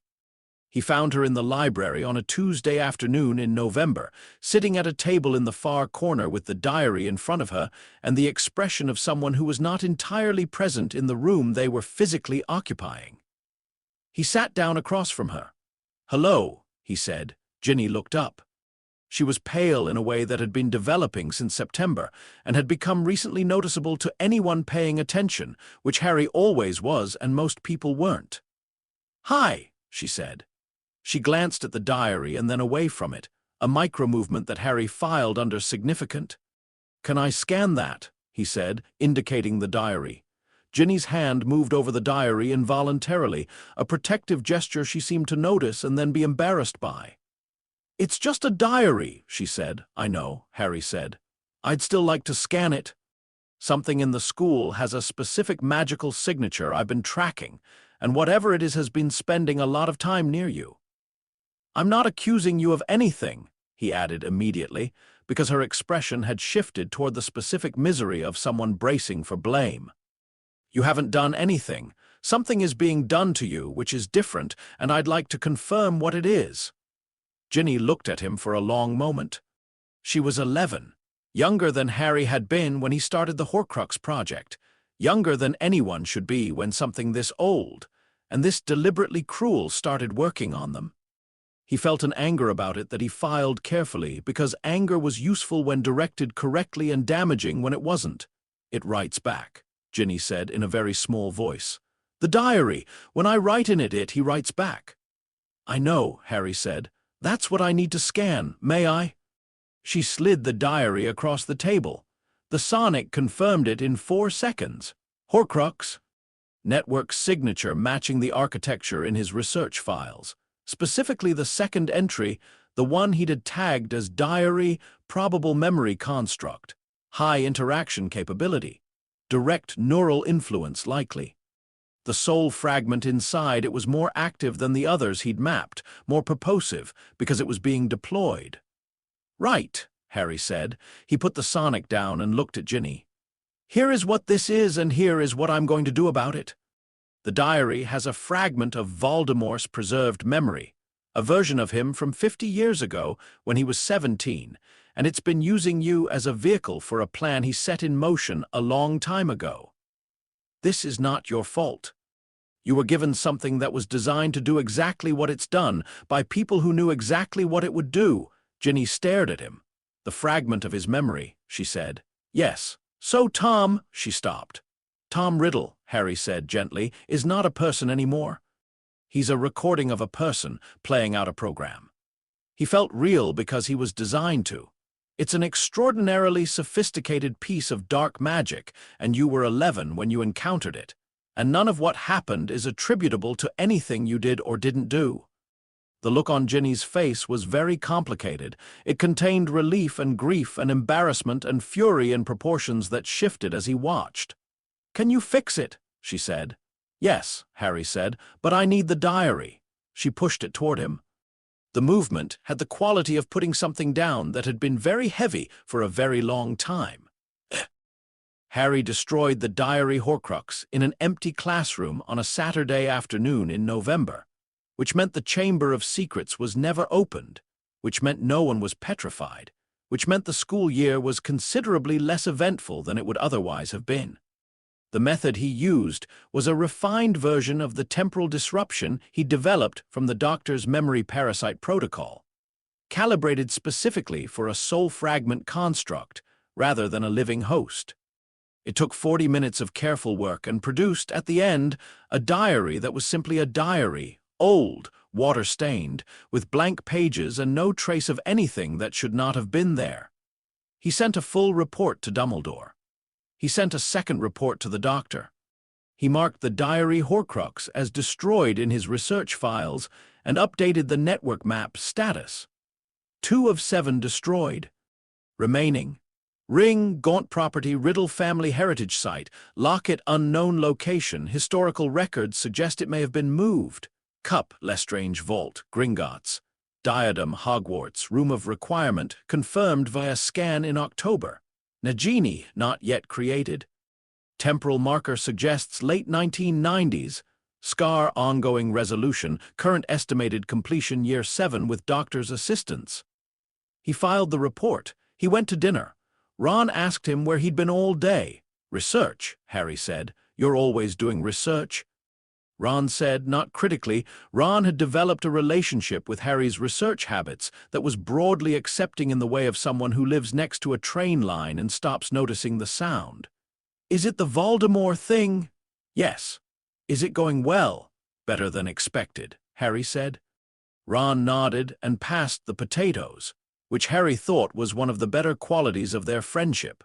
Ron's capacity to accept significant information with equanimity and move directly to practical hospitality. Third year introduced the Time Turners and the Dementors, which Harry considered in that order of interest. The Time Turners were fascinating from a temporal mechanics perspective. Crude, Harry thought, was not unfair as a description, though he would not say this to anyone who had built one, and he spent most of October writing a theoretical paper on their limitations and the specific paradox risks involved in their casual use by the Ministry, which he sent to the doctor, and which the doctor wrote back about at length, agreeing with most of Harry's conclusions and adding 17 additional problems Harry had not thought of. "You should probably publish this," the doctor wrote, "but I suspect the Ministry of Magic has the same relationship with peer review that most governing bodies have with inconvenient truths, which is to say they would accept it enthusiastically and then not change anything." Harry wrote back, "I'll file it. Might be useful later." The Dementors were less academically interesting and considerably more unpleasant. Harry's reaction to them was different from his classmates, not less strong, but different in character. Most people experienced them as amplified fear or depression, drawn from personal trauma. Harry experienced them as a specific temporal dissonance, a pulling forward of things that were fixed points in his own past, the moments the TARDIS database would have classified as cosmically significant, the night in Godric's Hollow. His mother's voice, he had not expected her voice. He had grown up without it, and the doctor had been careful and honest about his parents. He had records of them, photographs, information, but hearing was different from knowing. Hearing was a dimension of loss that no amount of information could have prepared him for, and the Dementors found it immediately and applied it with the specific cruelty of things that fed on exactly that kind of feeling. He worked on the Patronus charm with Professor Lupin, who was the best defense against the dark arts teacher he had encountered at Hogwarts, and who, Harry's Sonic noted with interest in their first session together, had a biological signature that was not entirely stable, something cyclical, something that the TARDIS database classified as lycanthropic transformation indicator. See also, lunar dependency, ethical implications. Harry did not mention this to Lupin. It was not his information to bring up. He simply noted it, filed it under personal, not for research use, and worked on his patronus. The memory he used was not his mother's voice. He tried that once and it helped initially, and then the Dementor was worse, which was not the right direction. He tried the fjord at age 3, and the ridiculous fish watching him through the TARDIS door, and the doctor's face when Harry had asked him why he kept the books about Gallifrey. He tried the library, the east wall, the TARDIS console at night when the time rotor pulsed blue and the universe felt navigable. He tried the sonic on his 8th birthday and the warmth of the key. The patronus that finally came was a stag. Harry stared at it for a moment. Lupin was very still across the room. "Your father," Lupin said quietly, "had the same patronus." "I know," Harry said. He had read about his father extensively. He understood the connection. What he was still working out was whether the stag was about his father or about the feeling he'd been using, which was the same feeling in different directions. Someone who stayed. Someone who remained. He filed this too. He had a very large filing system by 3rd year. The Triwizard Tournament arrived in 4th year with the specific energy of an event that had been designed to be impressive, and had, over centuries, calcified into something that was impressive and also extremely dangerous, and also very difficult to cancel, because it was traditional, which was. Harry had observed across 14 civilizations, one of the most powerful forces in any culture's decision-making process. Harry's name came out of the goblet of fire. He had not put it in. He had scanned the goblet in October when it arrived, and had determined that someone had used a sophisticated age-masking charm to submit a 4th entry, which was either a tremendous prank or an assassination attempt, and had reported this to Dumbledore, who had looked very grave and said he would investigate, and had then apparently been unable to prevent the name from being drawn because that was the specific nature of a magical contract. "You're going to have to compete," Dumbledore said. "I know," Harry said. "Are you?" "I'm fine." Harry was making notes in the margins of his Horcrux research file. "The tournament is actually useful. It gives me access to Bartemius Crouch Jr., who is operating undercover in this school and whose temporal signature matches the Horcrux network in the specific way of a Death Eater who has been in close proximity to Voldemort for an extended period." He looked up. "He's impersonating Moody. I assume you know this." Dumbledore's expression was doing the thing again where it recalibrated. "I had suspicions," Dumbledore said. "I can give you the biological differentiation readings from the sonic if that helps confirm," Harry said. "The Polyjuice signature is quite clear once you know what you're looking at."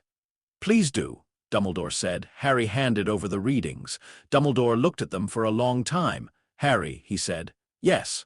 "What would you like from me in terms of the tournament?" Harry thought about this. "Let me compete," he said. "I'll be fine.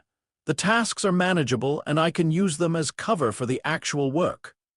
What I need from you is to keep Bartemius Crouch Jr. in place until I understand what the end game is. If we move on him too early, Voldemort will know we've detected the operation and changed the plan. You want to let the operation continue until I understand where it leads," Harry said. "Yes." Dumbledore looked at him for a very long time with an expression that was complex and warm and quietly troubled. "You think like a general," Dumbledore said. "I think like the doctor taught me," Harry said. "Which is to say, I try to understand the whole board before I move." The first task was the dragon. Harry's preparation for the first task involved 4 hours of research into dragon psychology and sensory architecture, a perception filter configured to his specific biological signature, a bag of jelly babies, and a very clear understanding of the fact that a Hungarian horntail's primary threat was her eggs, not her fire, and that a dragon protecting eggs was operating on entirely predictable territorial logic that had nothing to do with the human in the arena, and everything to do with the perceived proximity of threat to the nest. He walked into the arena, activated the perception filter, and spent the first 3 minutes simply standing still at a distance from the nest that the sonic had calculated as the outer boundary of the dragon's territorial response zone. The horntail tracked him but did not charge. He was still and distant, and not moving toward the eggs, and a dragon's decision-making system was, at its core, a very sophisticated threat assessment algorithm. Then he put a jelly baby on the ground and walked slowly to the side. The horntail's head swung toward the jelly baby. This was not, strictly speaking, because the dragon found jelly babies appealing. It was because the jelly baby smelled strongly of sugar and synthetic cherry flavoring, which was a novel olfactory input. And novel olfactory inputs in a territorial animal triggered investigative behavior that temporarily overrode the territorial response. While the dragon investigated the jelly baby, Harry walked to the golden egg, picked it up, and walked back out of the arena. The crowd was entirely silent, then extremely loud. Ludo Bagman, in the commentator's box, said, "The champion appears to have. I'm not entirely sure what just happened," into his sonorous amplified voice. Harry was already in the champion's tent, opening the golden egg and recording its sonic signature in his research files, which would cross-reference with the lake at Hogwarts, and confirm the second task location and methodology by the end of the afternoon. Victor Crumb arrived in the tent shortly after, looking at Harry with the expression of someone who had just watched something that defied his existing categories. "The jelly baby," Crumb said. "Dragon psychology," Harry said. "Territorial animals have predictable responses to novel stimuli. The key is not to appear threatening during the stimulus introduction phase." Crumb stared at him. "You are very strange," Crumb said. "I've been told that," Harry said pleasantly. "Your transfiguration in the arena was extraordinary, by the way. The partial transfiguration methodology, turning only your head rather than your whole body, is theoretically very difficult, and your execution was clean." Crumb looked at him differently then. The look of someone receiving genuine praise from someone who seems to know what they're talking about. "Thank you," Crumb said. They talked about transfiguration for 20 minutes, which was the most pleasant conversation Harry had had at the tournament so far.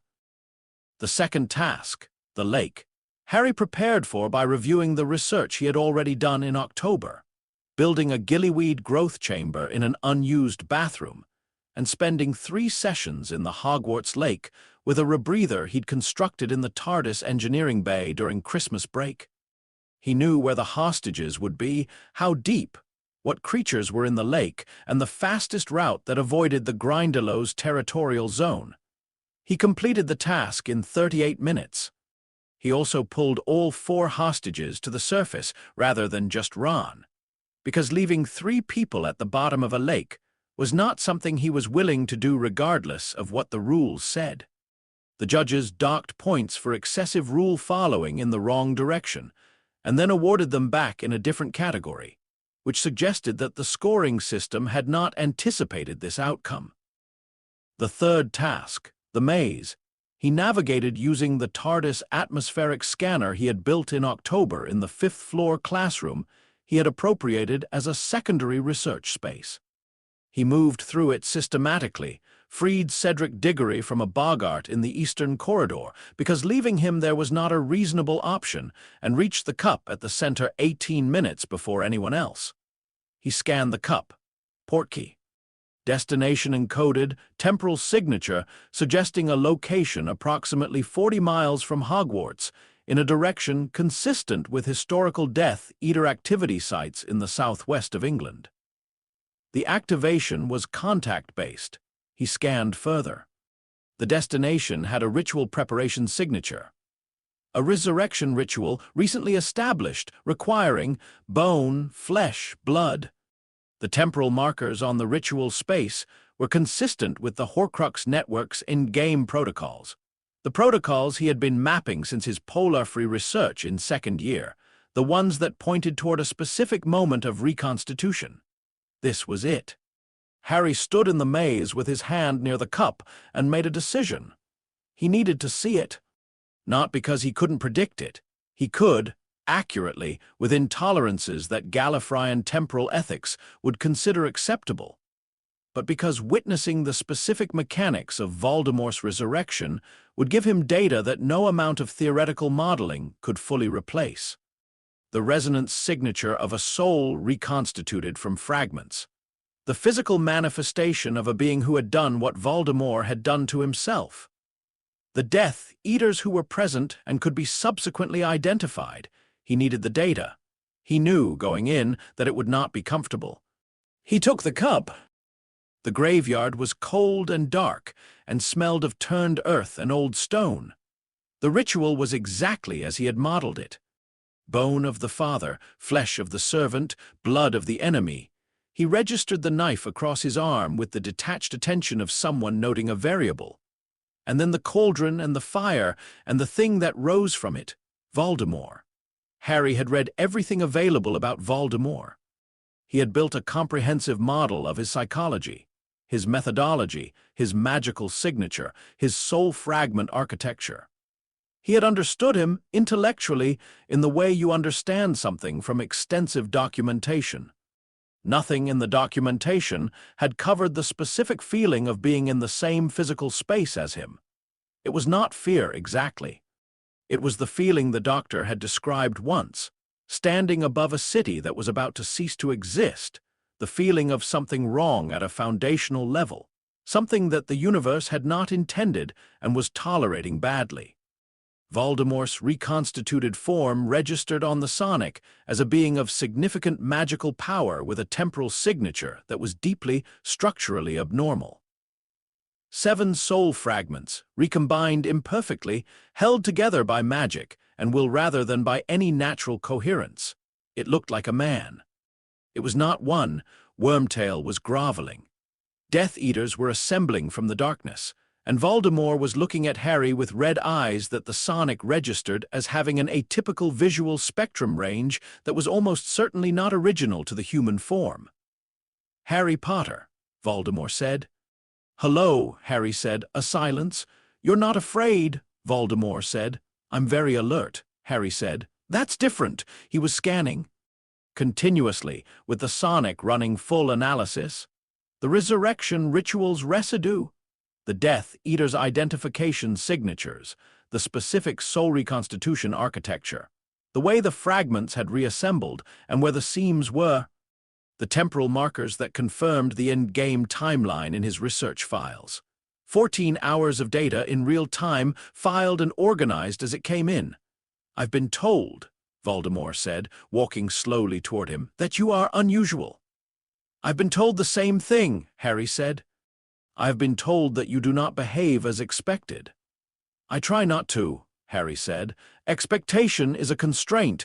I generally find constraints more interesting to analyze than to operate within." The Death Eaters were very still. This was not the conversation they had been expecting. Voldemort stopped walking. He was looking at Harry with an expression that was complex for a being with limited facial mobility, something between calculation and a curiosity he had not intended to feel. "You will duel me," he said. It was an instruction. "I won't," Harry said pleasantly. "You—" "I have everything I came for," Harry said. "A duel would be redundant. You've just been resurrected, which means your soul fragment reassembly is at maximum temporal signature for approximately the next 48 hours before it stabilizes. I have the complete resonance data. I have a full biological and magical profile. I have 14 hours of continuous documentation."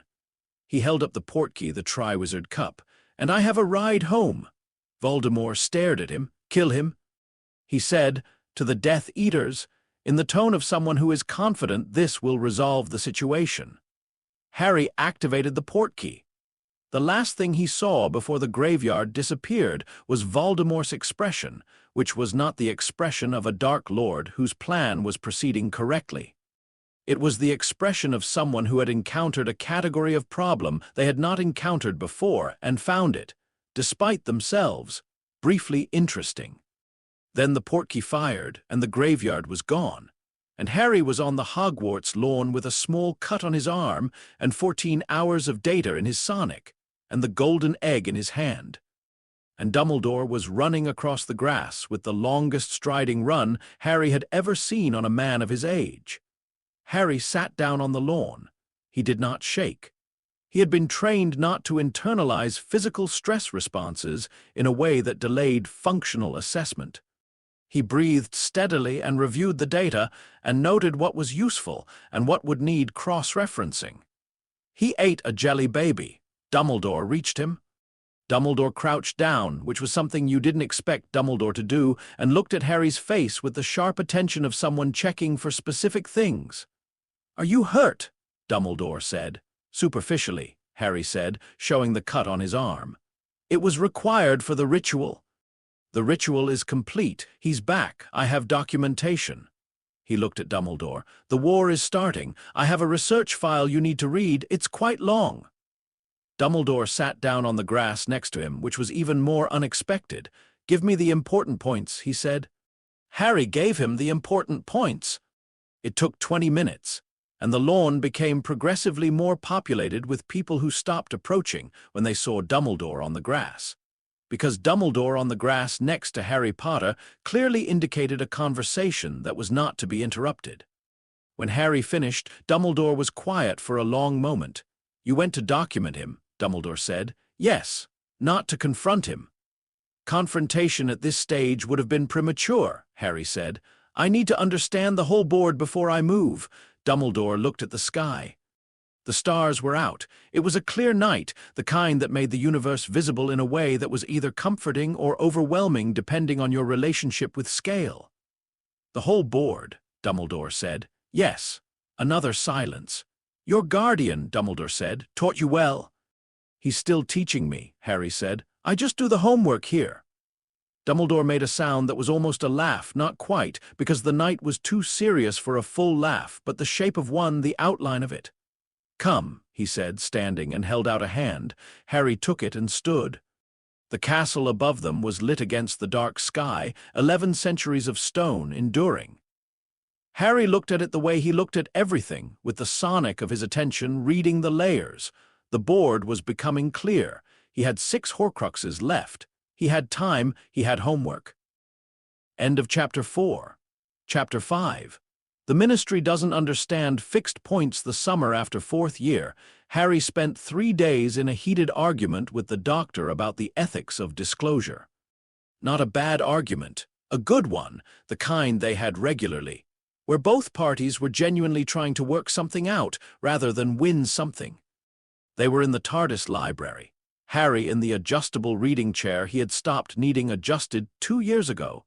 The doctor draped across a chaise long in a way that suggested he had either fallen asleep there or was performing a very convincing impression of someone who had. "You have documentation of Voldemort's return," the doctor said to the ceiling. "You have 14 hours of continuous data.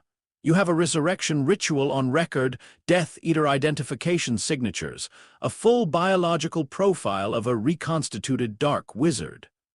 You have, in short, the most comprehensive evidentiary case ever assembled against a magical Dark Lord." "Yes," Harry said, "and the Ministry of Magic is currently publicly insisting that none of this is happening." "Yes, and your plan is to let them," Harry said. "For now." The doctor turned his head to look at Harry. "Explain." Harry put down his book. "The Ministry is a political institution in a state of motivated denial. Motivated denial has a specific life cycle. It builds until an external event makes it structurally impossible to maintain. If I present my documentation now, before that threshold, they'll discredit it. I'll be managed. The documentation will be classified or disputed or attributed to post-traumatic confusion. The political cost of acknowledging me is higher than the political cost of dismissing me, and political institutions under pressure optimize for political cost." The doctor was quiet for a moment. "And when does the life cycle end?" "When Voldemort does something publicly undeniable," Harry said. "Which he will. The Horcrux architecture is partially reconstructed. He's regaining power quickly. He won't be able to maintain concealment past, I estimate, the middle of 5th year. At that point, the denial becomes impossible, and anything I've already documented becomes retrospectively credible. So you're timing your disclosure to coincide with the moment when denial collapses. Yes. And in the meantime you're going to work on the remaining Horcruxes, Harry said, quietly, without the Ministry noticing. If the Ministry is occupied with discrediting me, they're not looking at what I'm actually doing, which is convenient. The doctor stared at the ceiling for another long moment. That, he said, is genuinely quite good. Thank you. I want to be clear that I find it somewhat cold. You find it cold, Harry said, but not wrong. I find it cold and not wrong, the doctor agreed, which is a specific combination that I have personal experience of and that I generally recommend examining carefully before committing to. Harry picked his book back up. I've examined it. I'm comfortable. Are you? Harry put the book down again. He was quiet for a moment in the way he was quiet when he was being honest rather than analytical. I'm angry, he said. The Ministry is going to let people get hurt in the interim because they won't acknowledge something they should acknowledge. That makes me angry, but the anger doesn't change the mathematics of it. Acting on the anger would feel better and produce a worse outcome. He looked at the doctor. You taught me that. The doctor sat up from the chaise long with the suddenness of someone who has been ambushed by their own feelings. I taught you to hold the anger, he said, not bury it. I know the difference, Harry said, a pause. Do you? The doctor said, and the question was entirely gentle. Harry thought about the graveyard, the cut on his arm, Voldemort's red eyes, his mother's voice in the Dementor's cold, all of it filed under the correct headings. I'm working on it, he said, which was more honest. Good, the doctor said. That's the right answer. He stood up, straightening his coat. Jelly baby, please. Dolores Umbridge arrived at Hogwarts in September of 5th year with the specific energy of a person who had been given an institutional mandate and intended to treat it as a personal one. Harry identified the threat model in the first week. Umbridge was not, his Sonic noted, a powerful magical practitioner. Her readings were competent, mid-range, nothing alarming on the technical scale. What was alarming was something the Sonic could not quantify, the specific quality of her relationship with institutional authority, which was not the relationship of someone who used authority to achieve goals, but the relationship of someone for whom authority itself was the goal. The rules were not instruments, they were the point. The doctor had warned him about this. People who use rules as weapons are more dangerous than people who use weapons as weapons. Harry had understood this as an abstract principle. Umbridge was teaching him what it felt like from the inside of the institution being weaponized. The educational decrees began arriving in October. Each one appeared on the notice boards with the specific regularity of something being rolled out according to a plan, not reactive, but preparatory. The groundwork for control, rather than the exercise of it. Harry read each one carefully, scanned them with the Sonic for any embedded magical compulsion components. There were none, which was interesting. Umbridge was operating entirely within the technical boundaries of legal ministry authority, which was more sophisticated than brute force would have been, and logged them in a research file he titled Institutional Capture. A case study in real time. He sent a copy to the doctor. The doctor wrote back, "This is a very good research file. It is also deeply concerning. How are you?" Harry wrote back, "I'm fine. I'm documenting." The doctor wrote back, "That's not what I asked." Harry wrote back, "I know, I'm fine. I'm angry and I'm documenting, which is what you do when you're fine and angry." The doctor wrote back, "Fair, continue. But tell me if the documenting stops being enough." The blood quill situation began in Harry's second detention with Umbridge in October. The first detention had established the mechanism. The second confirmed the pattern. By the third, Harry had a full sonic analysis of the quill's enchantment, a compulsion feedback loop that used the writer's own neural pathways to reinforce the written message, and had cross-referenced it against 3 different categories of illegal magical instruments in the TARDIS database. He did not stop going to detention. This was a deliberate choice, and one that Ron found incomprehensible and Hermione found agonizing and Harry found necessary, for the following reason. The moment he demonstrated that the detentions were having an effect by complaining, by displaying distress, by finding a workaround, Umbridge would escalate. The blood quill was not her final move. It was a probe designed to identify the threshold at which resistance began. If he didn't show a threshold, she didn't know where to push. So he went to detention, and he documented, and he wore a glamour on the back of his hand that matched his skin precisely, which he had built from a cosmetic enchantment and a basic perception filter. And he looked at Umbridge across the desk with the expression of someone doing mild administrative work, and thought about the heat death of the universe, which was helpful. On the sixth detention, Umbridge said, "You don't seem to be finding this as instructive as I'd hoped." "I'm finding it very instructive," Harry said, which was entirely true. She looked at him for a long moment, the look of someone trying to identify a handle and finding the surface smooth. "You are not what I expected, Mr. Potter," she said. "I get that a lot," Harry said.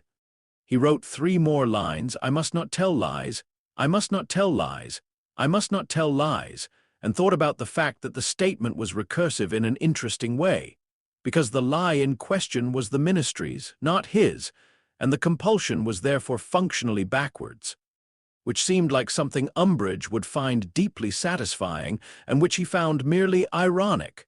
He filed the irony. He was running out of subfolders. The DA formed in October.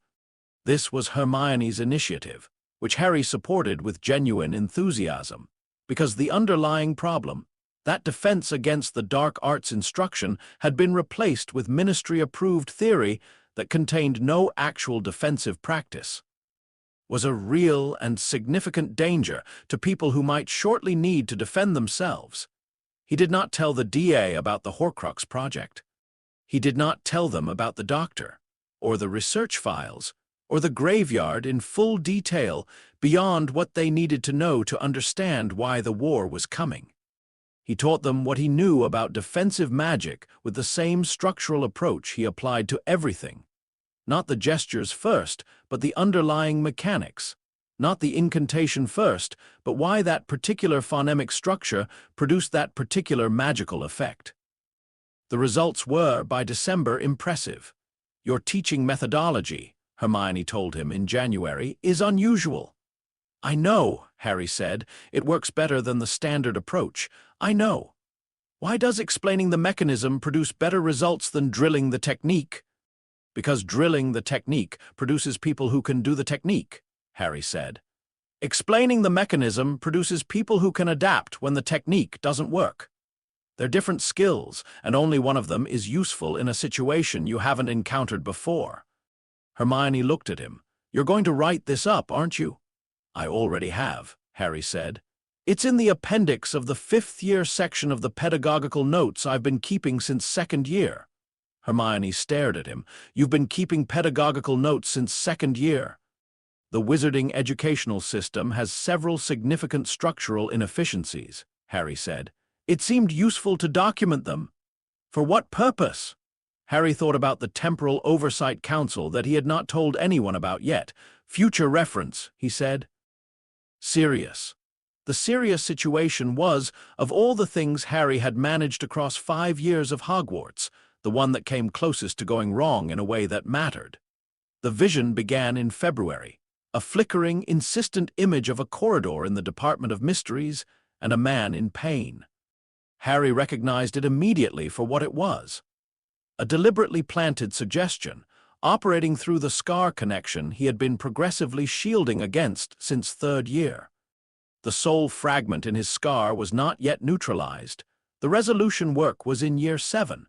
But his 5 years of temporal sensitivity training had given him something better than immunity, which was identification. He could tell the difference between his thoughts and the intrusive signal the way you could tell the difference between your own voice and someone speaking into a microphone in the same room. He let the vision play. He mapped it. He identified the origin, Voldemort, deliberately projecting, the signal carrying the specific signature of constructed emotional content rather than genuinely perceived experience. He sent a message to Dumbledore immediately. Then he called the doctor on the sonic frequency. The connection opened with the familiar reverse cloister bell tone, and the doctor's voice came through with the slight vortex lag that Harry had stopped noticing years ago. "Harry," the doctor said. "He's attempting to lure me to the Department of Mysteries," Harry said. "Vision of Sirius being tortured. It's constructed, I can tell from the signal structure, but the plan is real. He wants me in the Department of Mysteries, and I think the reason is the prophecy." "The whole of prophecy," the doctor said, without missing a beat. "He needs you to retrieve it, because only the subject of a prophecy can handle its sphere without losing their mind." "Yes, I've researched prophecies. The ministry stores them in glass spheres that are keyed to the subjects of the prophecy. He can't retrieve it himself. He's been trying to find another way in, and he can't. So he needs you.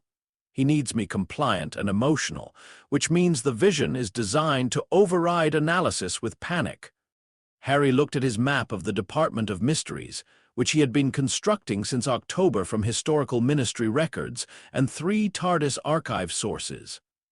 "I'm not going to panic, but I am going to go." "Explain," the doctor said, in the particular tone he used when he was following Harry's reasoning and wanted to confirm it before commenting. "If I don't go, he tries something else. Something I haven't mapped yet. If I go, I control the engagement. I know the building. I know the plan. I can use the situation to identify which Death Eaters he's deployed and feed that to Dumbledore." Harry paused. "And Sirius is going to come. I can't stop him, and I can't tell him the vision isn't real without compromising the whole operation. Sirius is going to go to the ministry. If he hears I'm there, yes. The way he loves is very immediate, very physical. He'll come regardless of orders." Harry looked at his map again. "I have a route through the Department of Mysteries that keeps the engagement in the Veil Chamber rather than the Death Chamber. I need Sirius to stay in the Veil Chamber. That's the constraint." "The Veil," the doctor said. His voice had something in it. "It's a permanent dimensional aperture," Harry said. "A fixed point probably. I've scanned it from ministry records, and the temporal signature is extraordinary. Things that go through it don't come back." He paused. "I need Sirius out of its radius. I need everyone out of its radius." "Then make sure of that," the doctor said. "Whatever else happens, make sure of that." "I will," Harry said. He hesitated. "The cost of keeping Sirius safe in this scenario is me taking the direct engagement rather than the flanking approach, which means I probably take some damage." A pause on the doctor's end, long enough that Harry counted it. "How much damage?" the doctor said. "Manageable," Harry said. "Broken arm, likely, possibly ribs. I've had worse." "You are 15, the doctor said, and there was something in his voice that Harry classified as needing to be acknowledged before they could continue. "I know," Harry said. "I'm sorry.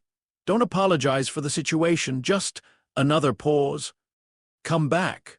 "I always come back," Harry said. "I know," the doctor said. "I just like to hear it confirmed." The Department of Mysteries was, in person, exactly as impressive as its temporal signature had suggested.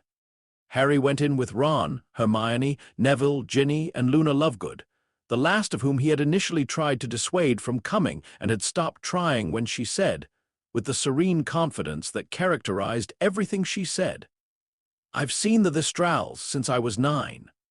Death and I are already acquainted. I'd like to be useful." Harry had thought about this and said, "All right," and added her to the operational briefing. He gave them positions before they went in. Specific positions, specific instructions, the kind that didn't require them to know the full picture, just their piece of it. Ron's assignment was to maintain Hermione's position if she was incapacitated. Neville's was the door.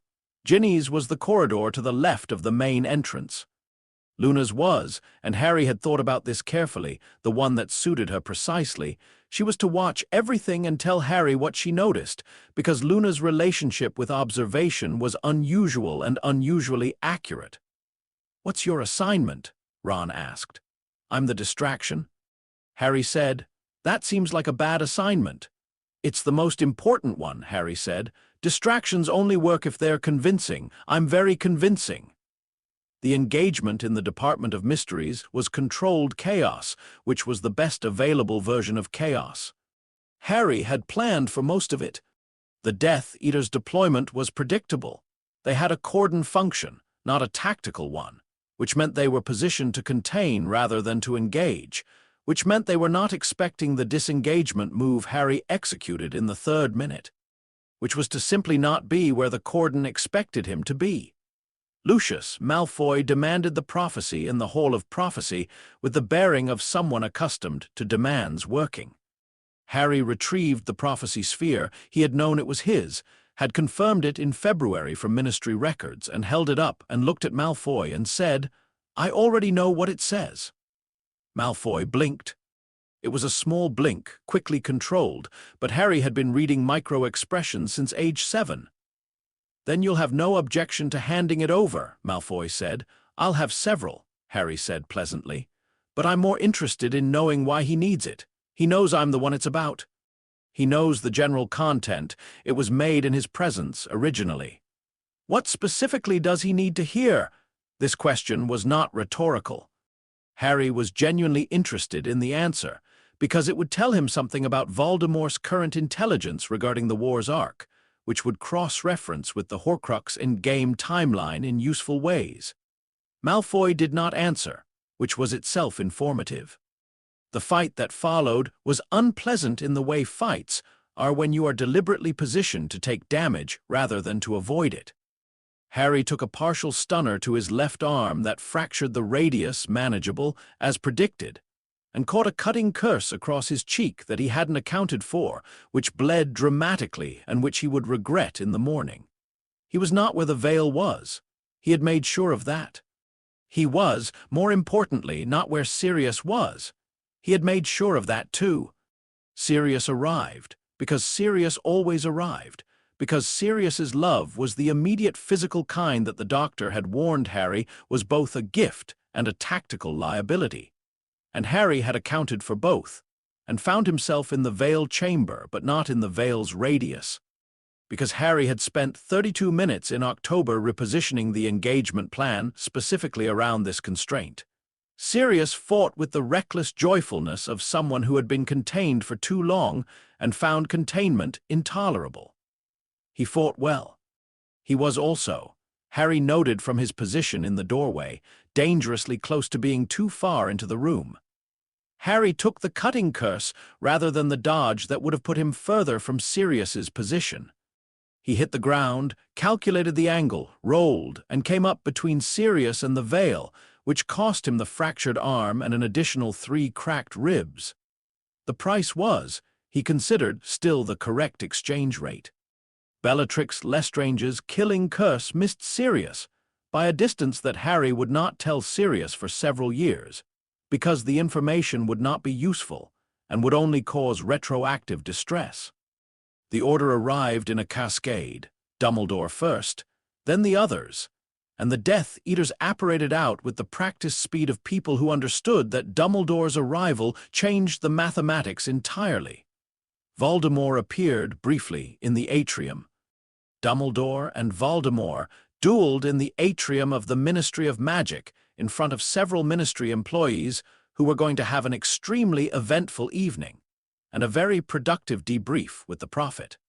Harry sat on the floor of the veiled chamber with his broken arm and his bleeding face and his cracked ribs, and watched Sirius check on him with the frantic attention of someone who had just processed how close they had been to something irreversible. "I'm fine," Harry said. "You're bleeding?"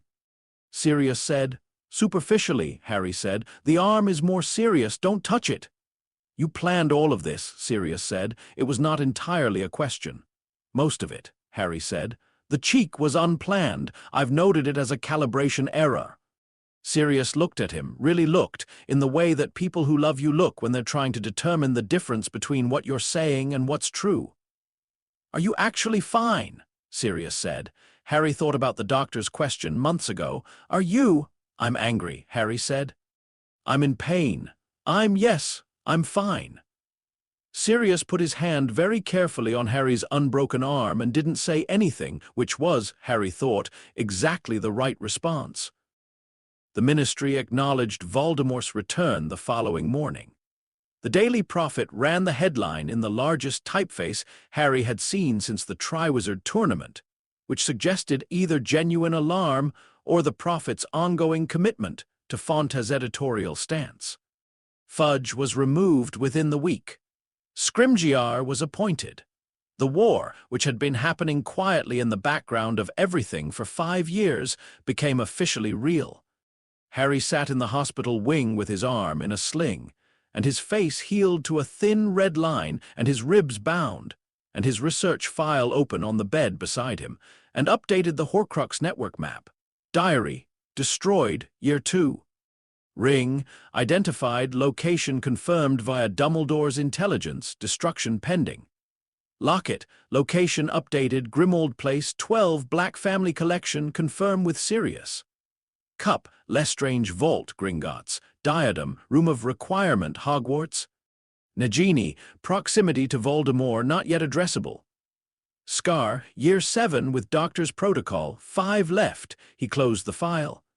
Hermione sat down in the chair beside the bed with her own book and did not say anything, because Hermione had understood some years ago that Harry's silences were working silences and not the kind that needed filling. Ron arrived with food from the kitchens, assessed the situation, handed Harry a sandwich, sat on the end of the bed, and began discussing the Chudley Cannon's prospects for next season with the resigned optimism of someone whose team had been disappointing them for years, and who had reached a form of sporting enlightenment. Luna appeared in the doorway, looked at Harry, said, "The rackspurts around your head are much less than usual, which I think means the plan worked," and gave him a small plant she had found somewhere in the castle grounds, species unknown. Neville said he was glad Harry was okay in the specific way Neville said things, directly, without preamble, making full eye contact, and then offered to come back later when Harry was less concussed, which was considerate. Ginny said nothing. She sat on the windowsill and looked at the grounds, and Harry looked at the back of her head and thought about a girl pushing a diary across a library table in November of 2nd year, and the specific quality of putting something down that had been very heavy for a long time. "Thank you," he said to the room in general, because it was true, and because some things should be said out loud rather than filed. He picked up the research file, 5 Horcruxes, 1 year left at Hogwarts. The board was nearly clear. In June, he went back to the TARDIS for 2 weeks. The doctor took one look at the healed line on his cheek and the arm and didn't say anything, which was the doctor's version of saying quite a lot. They went to the Eye of Orion, which was the most tranquil place in the universe, and which was therefore where the doctor went when he thought someone needed to stop working for a moment. It was very quiet and very beautiful, and the sky was a specific shade of blue that had no equivalent in any Earth language Harry had yet encountered. He told the doctor about the Veil Chamber, the exchange rate, the thing about putting himself between Sirius and the fixed point. The doctor listened without interrupting, which he was usually bad at. When Harry finished, the doctor said, "You did well." "I know," Harry said. "I'm not telling you something you don't know." "I know," Harry said again, "but it still helps to hear it." The doctor looked at him, really looked, the way Sirius had, the way people looked when they were reading the difference between what you said and what was true. "Next year is the last year," the doctor said. "Yes, the scar work, Nagini, the final Horcruxes. Yes, and then it's done." "And then it's done," Harry said. They sat on the hillside at the Eye of Orion, and the universe was very large and very quiet around them. And Harry let it be large and quiet for a while without filing anything, without cross-referencing anything, without extracting data from the silence. He ate a jelly baby. The doctor ate one too. They sat there for a long time, which was, in the end, exactly what the situation required. End of Chapter 5. Chapter 6. The Battle of Hogwarts is a minor historical footnote. The summer before 7th year, Harry and the Doctor spent 6 weeks on Gallifrey. Not the Gallifrey that existed, that was gone, destroyed. A fixed point of enormous grief that the Doctor carried the way old architecture carries the memory of demolition, in the specific geometry of what was no longer there. They went to the Gallifrey that existed in the TARDIS archives. full holographic reconstruction. Every library and academy and temporal chamber preserved in data with the particular completeness of a civilization that had understood it might one day need to be remembered rather than visited. Harry had suggested it. The doctor had been quiet for a long moment when he did, and then had said yes, and had not explained why the yes had taken that long, and Harry had not asked, because he understood the shape of it. They went because the scar work required it. The technique for separating a soul fragment from a living host without destroying either. The technique they had been developing since Harry was 8 years old. The one that drew on Gallifreyan temporal mechanics and Harry's own magical architecture in a combination that the doctor had spent 9 years calibrating. Required, in its final stage, a piece of equipment that existed only in the Gallifreyan Academic Archive. A resonance chamber designed originally for the repair of temporal paradox damage in biological tissue. The principle was analogous. The application was specific to Harry. They built it in the TARDIS engineering bay over 3 weeks. Using the archive specifications and components the doctor had been quietly accumulating since Harry was 12. The process was technically demanding and occasionally funny.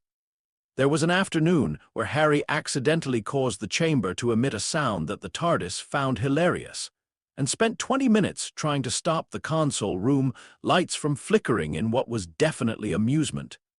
And occasionally very quiet, the quietness of people doing important work they have been waiting a long time to be ready for. On a Tuesday afternoon in July, in the TARDIS engineering bay, they used it. Harry sat in the resonance chamber. The doctor ran the controls. The process took 4 hours, and Harry spent most of it talking, not because conversation was required, but because the doctor had said, in the specific careful way he said important things, that talking would help him track Harry's neural coherence across the procedure. And Harry understood this to be true, and also understood that the doctor wanted to hear his voice, which was a different kind of true. He talked about the Horcrux project. He talked about the Eye of Orion. He talked about the Norwegian fjord, and the fish watching through the TARDIS door, and the first time he had flown on a broomstick during a DA session and had understood immediately and completely why wizards had invented this, not for transport, not for sport, but for the feeling which was the closest thing to the vortex that the surface of a planet could offer. He talked about the mirror of Arised and what he had seen and why it had been all right. The doctor ran the controls and listened and did not say anything, which meant he was paying very close attention. At hour 4, the process completed. The resonance chamber powered down. Harry sat in it for a moment, breathing. The sonic read the scar, clean, no secondary signature, no foreign temporal marker, no soul fragment that was not his own. Harry looked at the reading for a long time. "Well," he said. "Yes," the doctor said from the controls. A silence. "How do you feel?" The doctor asked. Harry considered this question with the seriousness it deserved, which was considerable, because the answer was a thing he had been carrying since age 8 and had never been entirely without, and was now, for the first time, without, and the sensation was not what he had expected. It was not lighter. He had expected lighter. It was more like complete. Like a calculation that had been running in the background of every other calculation, consuming resources he had not known were allocated to it, had finally returned its result and closed. "Complete," he said. "I feel complete," the doctor exhaled slowly. "Good," he said, and then, very quietly, "Good." Nagini was addressed in August. Harry had been planning this specific intervention since the end of 4th year, when he had confirmed that Nagini's temporal signature was consistent with a Horcrux creation event in the mid-1990s. The challenge with Nagini was her proximity to Voldemort. She was not stored somewhere accessible. She was a living being in constant close contact with the most dangerous dark wizard in recent history. The solution Harry had arrived at was elegant in the way that solutions arrived at after 2 years of research sometimes were. Not a confrontation, not a retrieval, but a procedure performed at a distance, on a timescale that made confrontation unnecessary. He built the delivery mechanism in July, using the same temporal disruption principles he had applied to the diary Horcrux, calibrated for a living host rather than an inanimate object. The mechanism was small enough to dissolve in water, and once dissolved, it was undetectable by any magical scanning method he was aware of, because it operated on temporal rather than magical frequencies. Getting it into Nagini's water bowl at Malfoy Manor required one visit, one perception filter, 40 minutes, and a level of cold-blooded patience that Harry thought the doctor would have been professionally impressed by and personally appalled at. He did not tell the doctor about the Malfoy Manor visit until afterward. The doctor's response was, "You went to Malfoy Manor alone?" "Yes." "During August?" "Yes." When Voldemort and his inner circle were in residence, not all of them. Bellatrix was in Azkaban. The Carrows were. "Harry?" "I was in and out in 40 minutes. The perception filter was clean. I ran 3 diagnostic checks before I went in." A pause, a very particular kind of pause. "When I do things like this," the doctor said, "you tell me I'm being reckless." "When you do things like this," Harry said, "you're improvising. I had a plan." "I always have a plan." "You have a direction," Harry said. "That's different." Another pause, longer. "Is the Horcrux neutralized?" the doctor said. "Yes, the disruption mechanism will complete within 48 hours of ingestion. The soul fragment will collapse inward without destroying Nagini herself." Harry paused. "She's a living creature. She didn't choose this. I wasn't going to kill her for it." The doctor was quiet for a long moment. "That," he said at last, "was the right call." "I know," Harry said. "I'm still angry about Malfoy Manor." "I know that too," Harry said. "I'm sorry. It was the only viable approach, and I knew you'd try to find an alternative, and there wasn't one." "There might have been one." "I looked for 3 months. There wasn't one." A pause. "Jelly baby," the doctor said.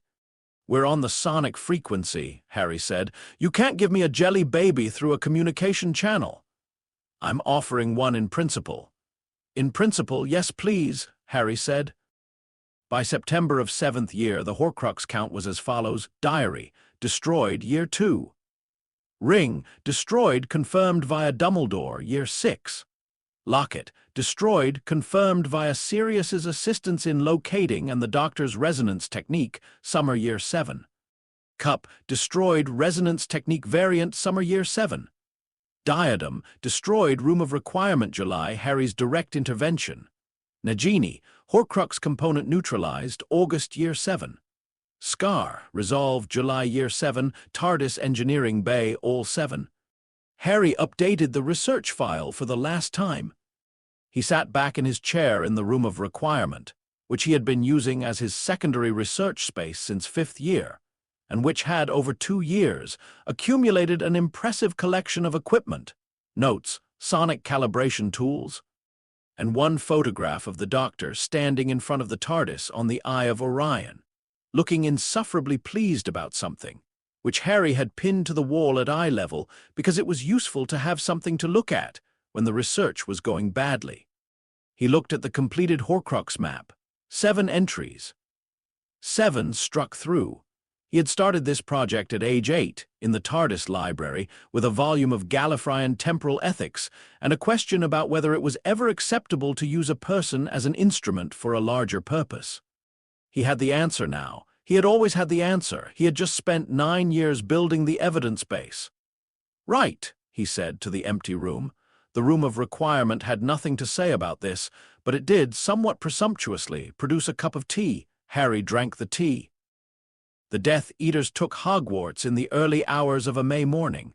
Not the school was stone, 11 centuries deep, and took rather a lot of taking, but the administrative structure around it, the institutional framework. The Carrows arrived. Snape was installed as headmaster. The normal order of things inverted with the specific completeness of a well-planned hostile occupation. Harry was not at Hogwarts for most of this period. He was elsewhere, working through the final operational phase of a plan that had taken 9 years to build and which the Death Eaters, had they known about it, would have found deeply alarming and entirely impossible to counter, because it operated on an axis they had no framework to perceive. He came back for the battle.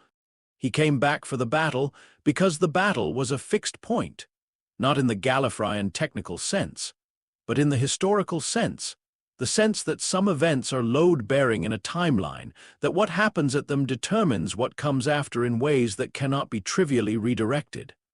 The battle was going to happen. People he cared about were going to be in it. The question was not whether to be there, but what being there could accomplish. He arrived at Hogwarts through the Room of Requirement, the TARDIS parked in a lane outside Hogsmeade, which was as close as she could get without the wards registering her as an anomaly, on the evening of the 1st of May, carrying his sonic. The temporal oversight framework draft he had been working on since December, and 2 bags of jelly babies. One bag was for himself. One was for whoever needed one later. He would be surprised, as the night went on, by how many people needed one. The Great Hall was the staging point for the defense, which was an architecturally sound choice. High ceilings for mobile engagement, multiple exits, stone walls of extraordinary thickness that the sonic confirmed were resistant to most known destructive curses by virtue of age and accumulated enchantment. Harry walked in and was immediately in a room full of people who were afraid and brave in the specific combination that people manage when they have decided the situation requires it regardless of how they feel. He found Neville at the head of what appeared to be a student defense committee. Neville had, over the 2 years since Harry had left the school, become something remarkable. Not a different person, but the person he had always been with the external constraints removed, which was a distinction Harry found important. He had organized the DA's resistance operation with methodical competence and had, Harry's sonic noted, developed his magical capability to a level that was significantly beyond what the standard Hogwarts curriculum would have produced. "You came back," Neville said. "I said I would," Harry said. Neville looked at him for a moment. "Is it done, the Horcrux thing? All of them," Harry said. Neville was quiet for a moment. Then he said, "So he can actually die tonight?" "Yes." Neville nodded with the nod of someone incorporating information that changes the shape of everything. "Right," Neville said. "Good. I've got people stationed at the 7 main castle entry points. The 5th-year students are in the internal corridors running supplies. The 6th and 7th years are on the walls and towers." Harry looked at the deployment. He made 3 suggestions. Neville incorporated them immediately, without defensiveness, with the specific confidence of someone secure enough to update their plan when given better information. It was, Harry thought, one of the qualities that distinguished genuinely good leaders from merely ambitious ones. "Professor McGonagall," Harry said, coordinating the Transfiguration Department on the North Tower. "She animated all the armor 3 hours ago. Professor Sprout, Greenhouse Defense. She's got mandrakes at all the exterior entry points." "Magnificent," Harry said, and meant it. He found Ron and Hermione near the entrance to the corridor that led to the Room of Requirement, where they had been operating a supply line for the past 6 hours. Ron had a long cut across his shoulder, and Hermione had ash in her hair, and they both looked at Harry with the specific expression of people who were very glad to see him and were not going to say so in the terms that would most accurately describe the feeling, because there wasn't time. "All done," Ron said. "All done," Harry said. 7 of 7? 7 of 7, Ron exhaled.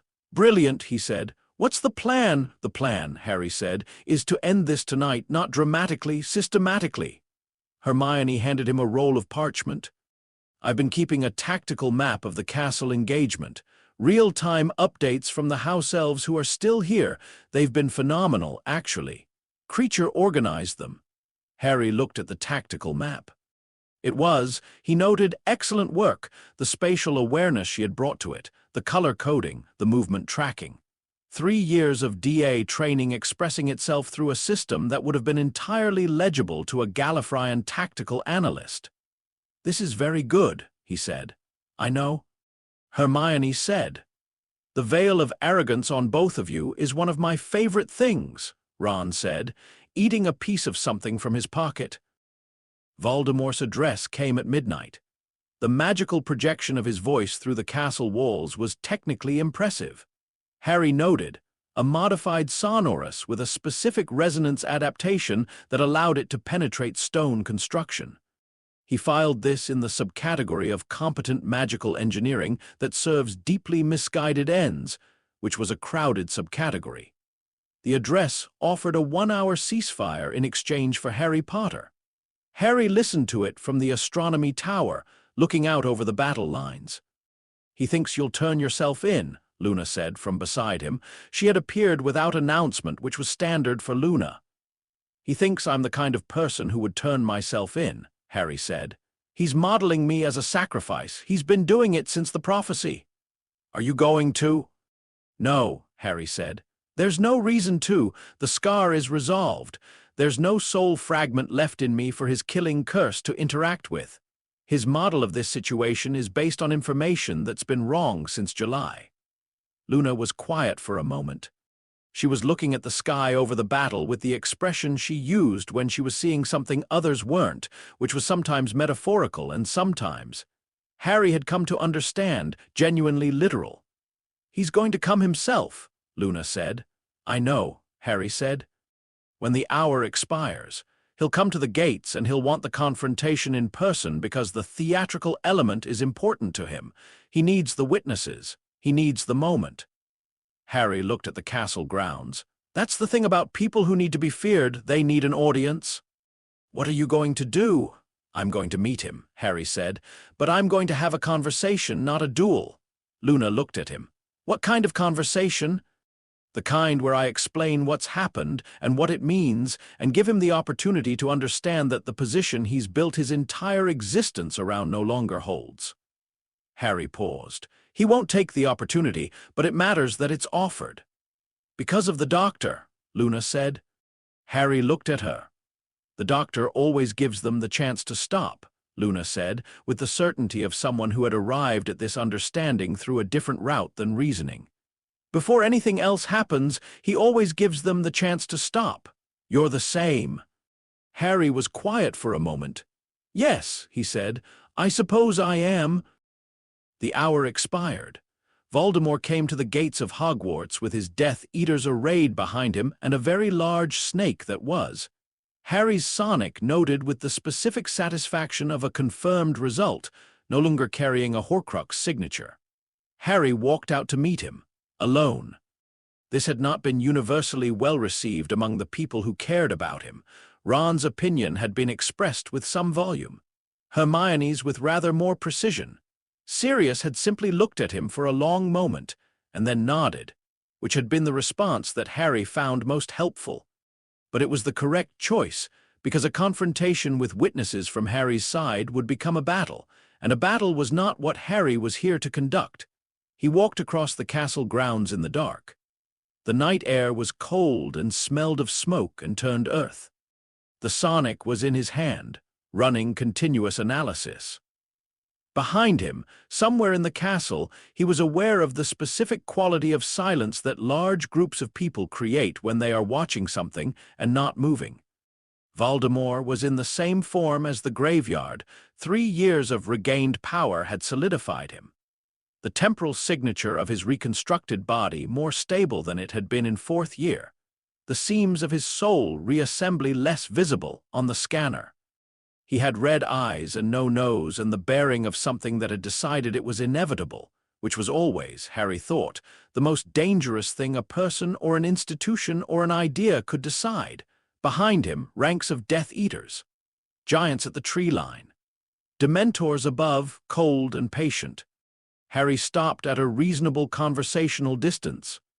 "You didn't send anyone," Voldemort said. "No," Harry said, "you came alone." "I find that it focuses the conversation," Harry said. A silence. "You are still not afraid," Voldemort said. "I'm still alert," Harry said. "Consistently." Voldemort looked at him with the specific quality of attention that very powerful beings use when they are trying to identify the structure of something they don't fully understand. Harry had felt it before, in the graveyard, when Voldemort had called it interesting. It was the quality of attention that was more dangerous than hatred because it was more focused. "The prophecy," Voldemort said. I know what it says, Harry said. Neither can live while the other survives. It has caused you to believe that one of us must kill the other. What it has not caused you to do, apparently, is ask whether the conditions it describes still apply. Voldemort was very still. The conditions, he said. You have been using Horcruxes as soul anchors to prevent permanent death, Harry said. I want to be transparent with you about the current status of those anchors, because I think transparency is important and because I think you deserve to understand what has happened. He looked at Voldemort steadily.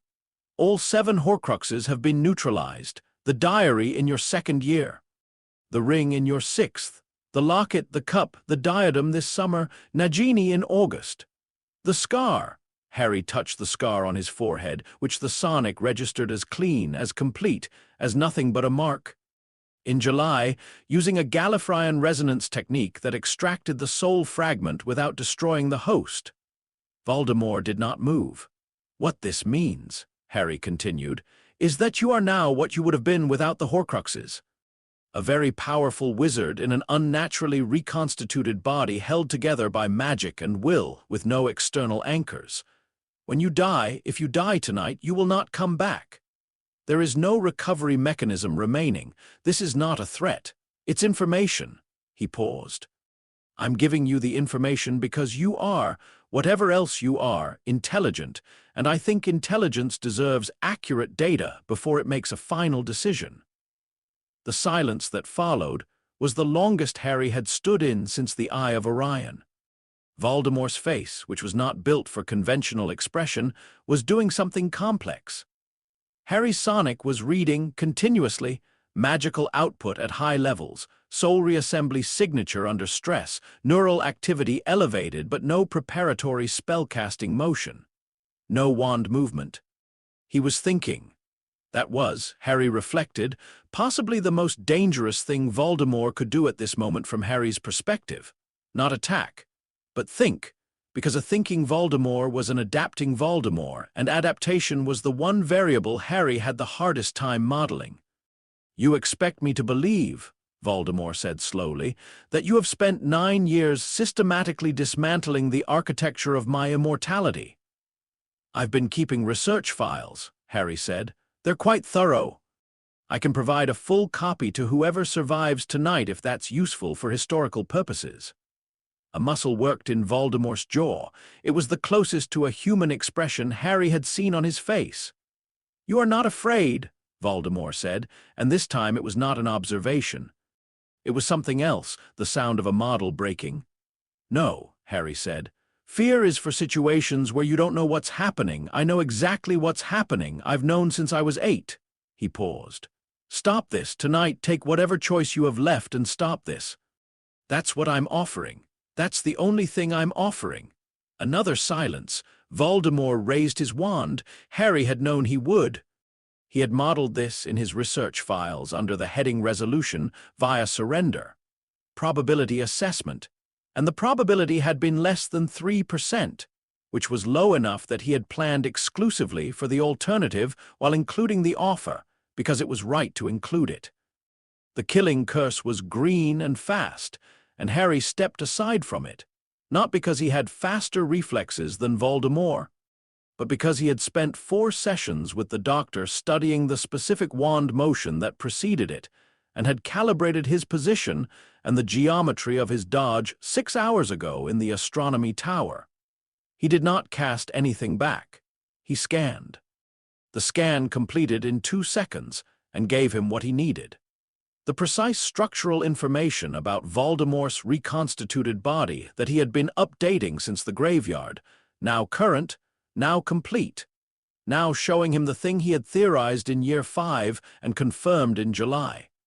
That a soul fragmented 7 times and reassembled by ritual rather than natural process was not stable. It was held together by intention, by will, by the constant, effortful assertion of a self that had been distributed across 7 objects for decades. Take away the objects, the soul had nothing to anchor to accept itself.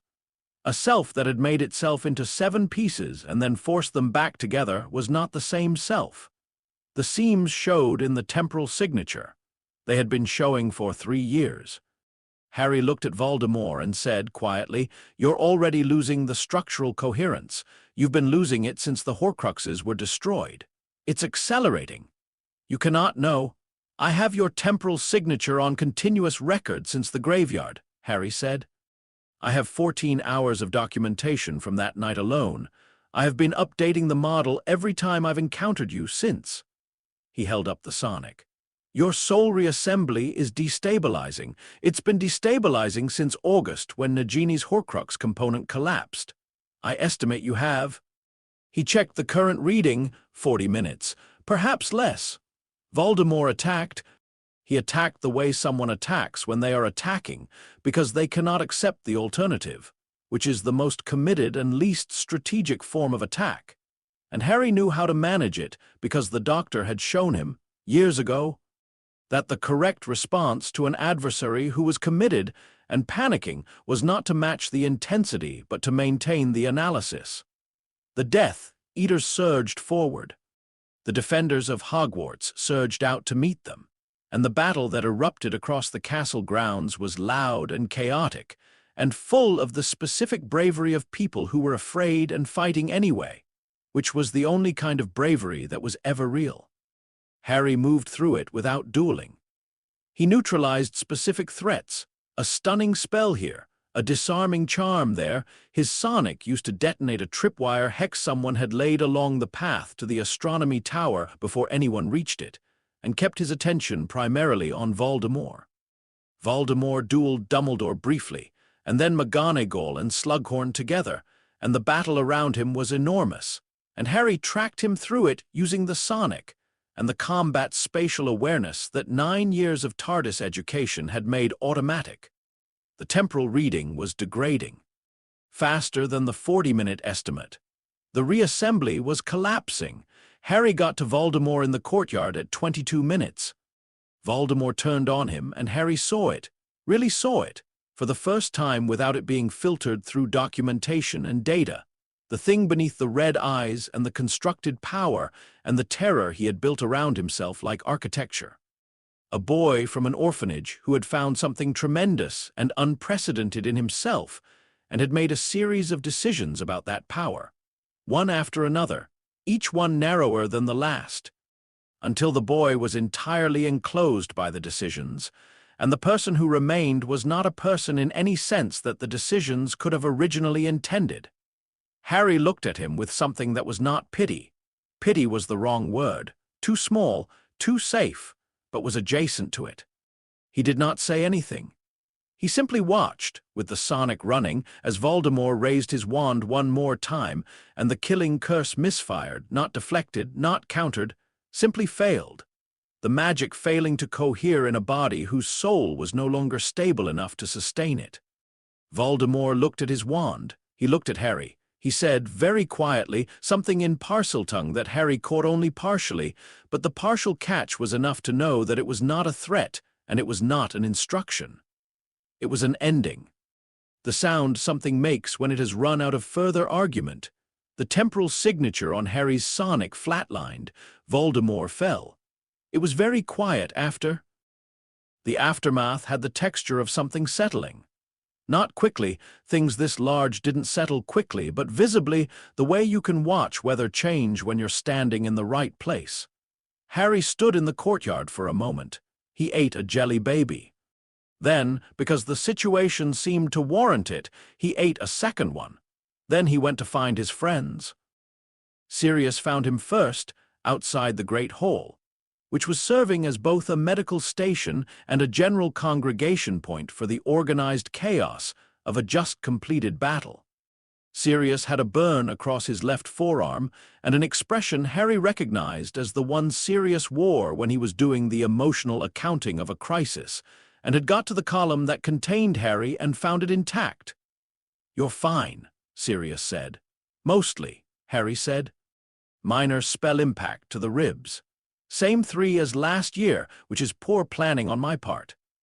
Sirius pulled him into a hug with the specific forcefulness of someone who had been in the veil chamber and needed physical confirmation of continuity. Harry, who was British and 12 years trained by someone who expressed affection sideways through conversations about temporal mechanics, stood in the hug and thought that it was very good, actually. "Is it over?" Sirius said. "Yes," Harry said. All of it, all of it." A pause. "Good," said Sirius roughly. "Good." They stood in the corridor of Hogwarts Castle, which was smoky and damaged, and full of people moving with the particular purposefulness of those who had survived something, and were beginning to understand that surviving it meant continuing. And Harry thought about how much of the war had been fought in rooms like this one. Not dramatically, not with an audience, but methodically, in the spaces between events, in the filing of information and the building of plans and the patient accumulation of understanding about a board that was now, finally, clear. He found Ron and Hermione together in the entrance hall. They were holding hands, which was either a new development or a long overdue one, and Harry was not certain which and was not going to ask right now. "It's done," he told them. Ron said, "Thank Merlin." With a fervency that suggested he meant it literally, Hermione said, "Are you hurt?" with the directness of someone cutting to the prioritized question. "Ribs," Harry said. "Same ones." "You need to get those healed properly this time," Hermione said. "Last year you didn't let Madame Pomfrey." "I will," Harry said. "You say that, Hermione, I will, I promise." She looked at him, the look of someone verifying a statement before filing it. "All right," she said. "And Harry?" "Yes, it's done. It's done. You don't have to plan anything right now." Harry looked at her. He took a breath. "Right," he said. "Yes." He found Neville organizing the last of the post-battle triage with the patient competence that had apparently always been in him, waiting for the circumstances that required it. He found Luna sitting on the steps outside the main doors, looking at the sky, which was beginning to lighten in the east. "It worked," Harry said, sitting down beside her. "I know," said Luna. "The Rackspurts have all gone. The air feels different." Harry looked at the lightening sky. He thought about fixed points and the things that couldn't be changed and the things that could and the long, specific work of knowing the difference. "Luna," he said. "Yes, thank you, for the whole year, for everything the DA did while I was away." Luna looked at him with the specific quality of attention she used when she was deciding whether something was being said directly enough. "You came back," she said. "That's what you promised." "Yes," Harry said, "that's what I promised." He sat with her on the steps and watched the dawn come up over the grounds of Hogwarts, over the lake and the forbidden forest and the towers. 11 centuries of stone that had held through one more night it needed to hold through, and thought about what came next. He had been thinking about what came next since second year. He had a draft. He sent the message to the doctor from the astronomy tower at 6 in the morning. The signal opened immediately, which meant the doctor had been waiting. "Well," the doctor said. "It's done," Harry said, a pause on the doctor's end, long enough that the sky got lighter. "Tell me," the doctor said. Harry told him. Everything, the courtyard, the killing curse, the temporal flatline, the thing Voldemort had said at the end in Parseltongue. The doctor listened without interrupting, which was still unusual and still meant he was paying total attention. When Harry finished, the doctor said, "And you?" "I'm all right," Harry said. "Ribs, Hermione made me promise to get them healed." "Sensible woman," the doctor said. "She is," Harry agreed, a silence, but a warm one, the silence of a thing completed. "I'll come," the doctor said, "when things are settled enough, 3 weeks perhaps. Give everyone time to breathe." 3 weeks, Harry said. "The Great Hall at lunch is probably the most dramatic possible entrance point if you're interested." "I'll aim for 10 minutes early," the doctor said. "You'll arrive 40 seconds before," Harry said. "Probably," the doctor agreed. Harry, "Yes, you did well." Harry looked at the dawn from the astronomy tower. The grounds below were quiet now, the smoke clearing, the first birds beginning. He thought about a November night in 1981, a baby and a doorstep and a blue box materializing between a hedge and a Ford Cortina. He thought about the east wall of the TARDIS library. He thought about fish watching through the doors of a Norwegian fjord. "I had a good teacher," he said. The doctor made a sound that was not quite a word. "Get your ribs seen to," he said. "Go to sleep. I'll see you in 3 weeks." "In 3 weeks," Harry said. The signal closed. Harry sat on the astronomy tower for another few minutes, while Hogwarts woke up below him, while the world that was beginning to understand what the night had meant started making the specific sounds of continuation. Then he went inside to get his ribs healed to sleep, to begin the work of what came next. End of Chapter 6. Chapter 7. The first guardian of the wizarding world 3 weeks after the Battle of Hogwarts, the TARDIS materialized in the Great Hall of Hogwarts during lunch. This was, technically, 10 minutes early. The arrival happened between the soup course and the main, which was either perfect timing or catastrophic timing, depending on your relationship with the concept of a settled meal. The wheezing, groaning, magnificent sound of her filled the hall in the way that sound fills old stone spaces, completely, bouncing off the ceiling and the walls and coming back slightly changed, the way echoes always carry something extra. Several students dove under the table. Several teachers reached for their wands. Neville Longbottom, who was sitting at what had been the Gryffindor table, and was now simply the table nearest the door because the house system was undergoing what Professor McGonagall described as a period of structural reassessment, looked at the blue box with the expression of someone who had been told this was going to happen and had still not been entirely prepared for it. The door opened. The doctor emerged, looked around the hall with enormous interest, produced a bag of jelly babies from his coat pocket, and said, "Hello. Don't mind me, I'm just visiting." The hall stared at him. He was, objectively, a lot to take in. The scarf alone was causing difficulties for several people trying to determine where it ended.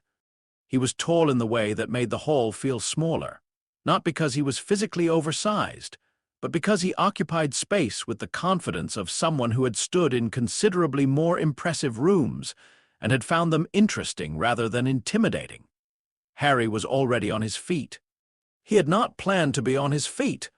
He had been sitting with Ron and Hermione and Ginny, and was, as the TARDIS arrived, eating a bread roll with the appetite of someone who had spent 3 weeks sleeping and being fed by people who were worried about him, which had been an unusual and deeply pleasant experience. He stood up before he'd consciously decided to, the way you stand up when something has arrived that your body recognizes before your mind has caught up. The doctor looked across the hall. Harry looked back. They looked at each other for a moment, across the Great Hall of Hogwarts, across 3 weeks and a battle and 9 years, and a November night in Surrey. And the look contained a great number of things that neither of them was going to say directly, because that was not how either of them worked, but which were present in the look in the way that important things are always present when two people who have been through something look at each other in the aftermath of it. Then the doctor held up the bag of jelly babies. Harry crossed the hall. They walked. This was what they did when there was a great deal to say and neither of them was going to say it directly. They walked and talked about other things, and the other things gradually became the things, in the specific alchemy of conversations that proceed sideways toward the truth. They walked the grounds of Hogwarts in the June afternoon, the lake on one side and the castle on the other, and the forbidden forest dark and complicated at the edge of everything. And the doctor had his hands in his coat pockets, and Harry had his sonic out, because he always had his sonic out, and he was doing a continuous low-level scan of the grounds, which was partly habit and partly because the post-battle restoration work was genuinely interesting from an enchantment architecture perspective. The North Tower, the doctor said, structurally repaired, Harry said. The enchantment work is still ongoing. They're rebuilding the concealment layers from the inside out, which is the correct approach but slow. Estimated completion by September. The lake, unaffected. The giant squid is fine. The merpeople submitted a formal complaint about the battle noise, which Dumbledore's portrait is handling. Dumbledore's portrait, the doctor said. He died last year, Harry said. During the Horcrux campaign, the ring Horcrux had a curse on it. He paused. He destroyed it himself. He knew what would happen. A silence. Of course he did, the doctor said quietly. He left instructions, Harry said. In the portrait.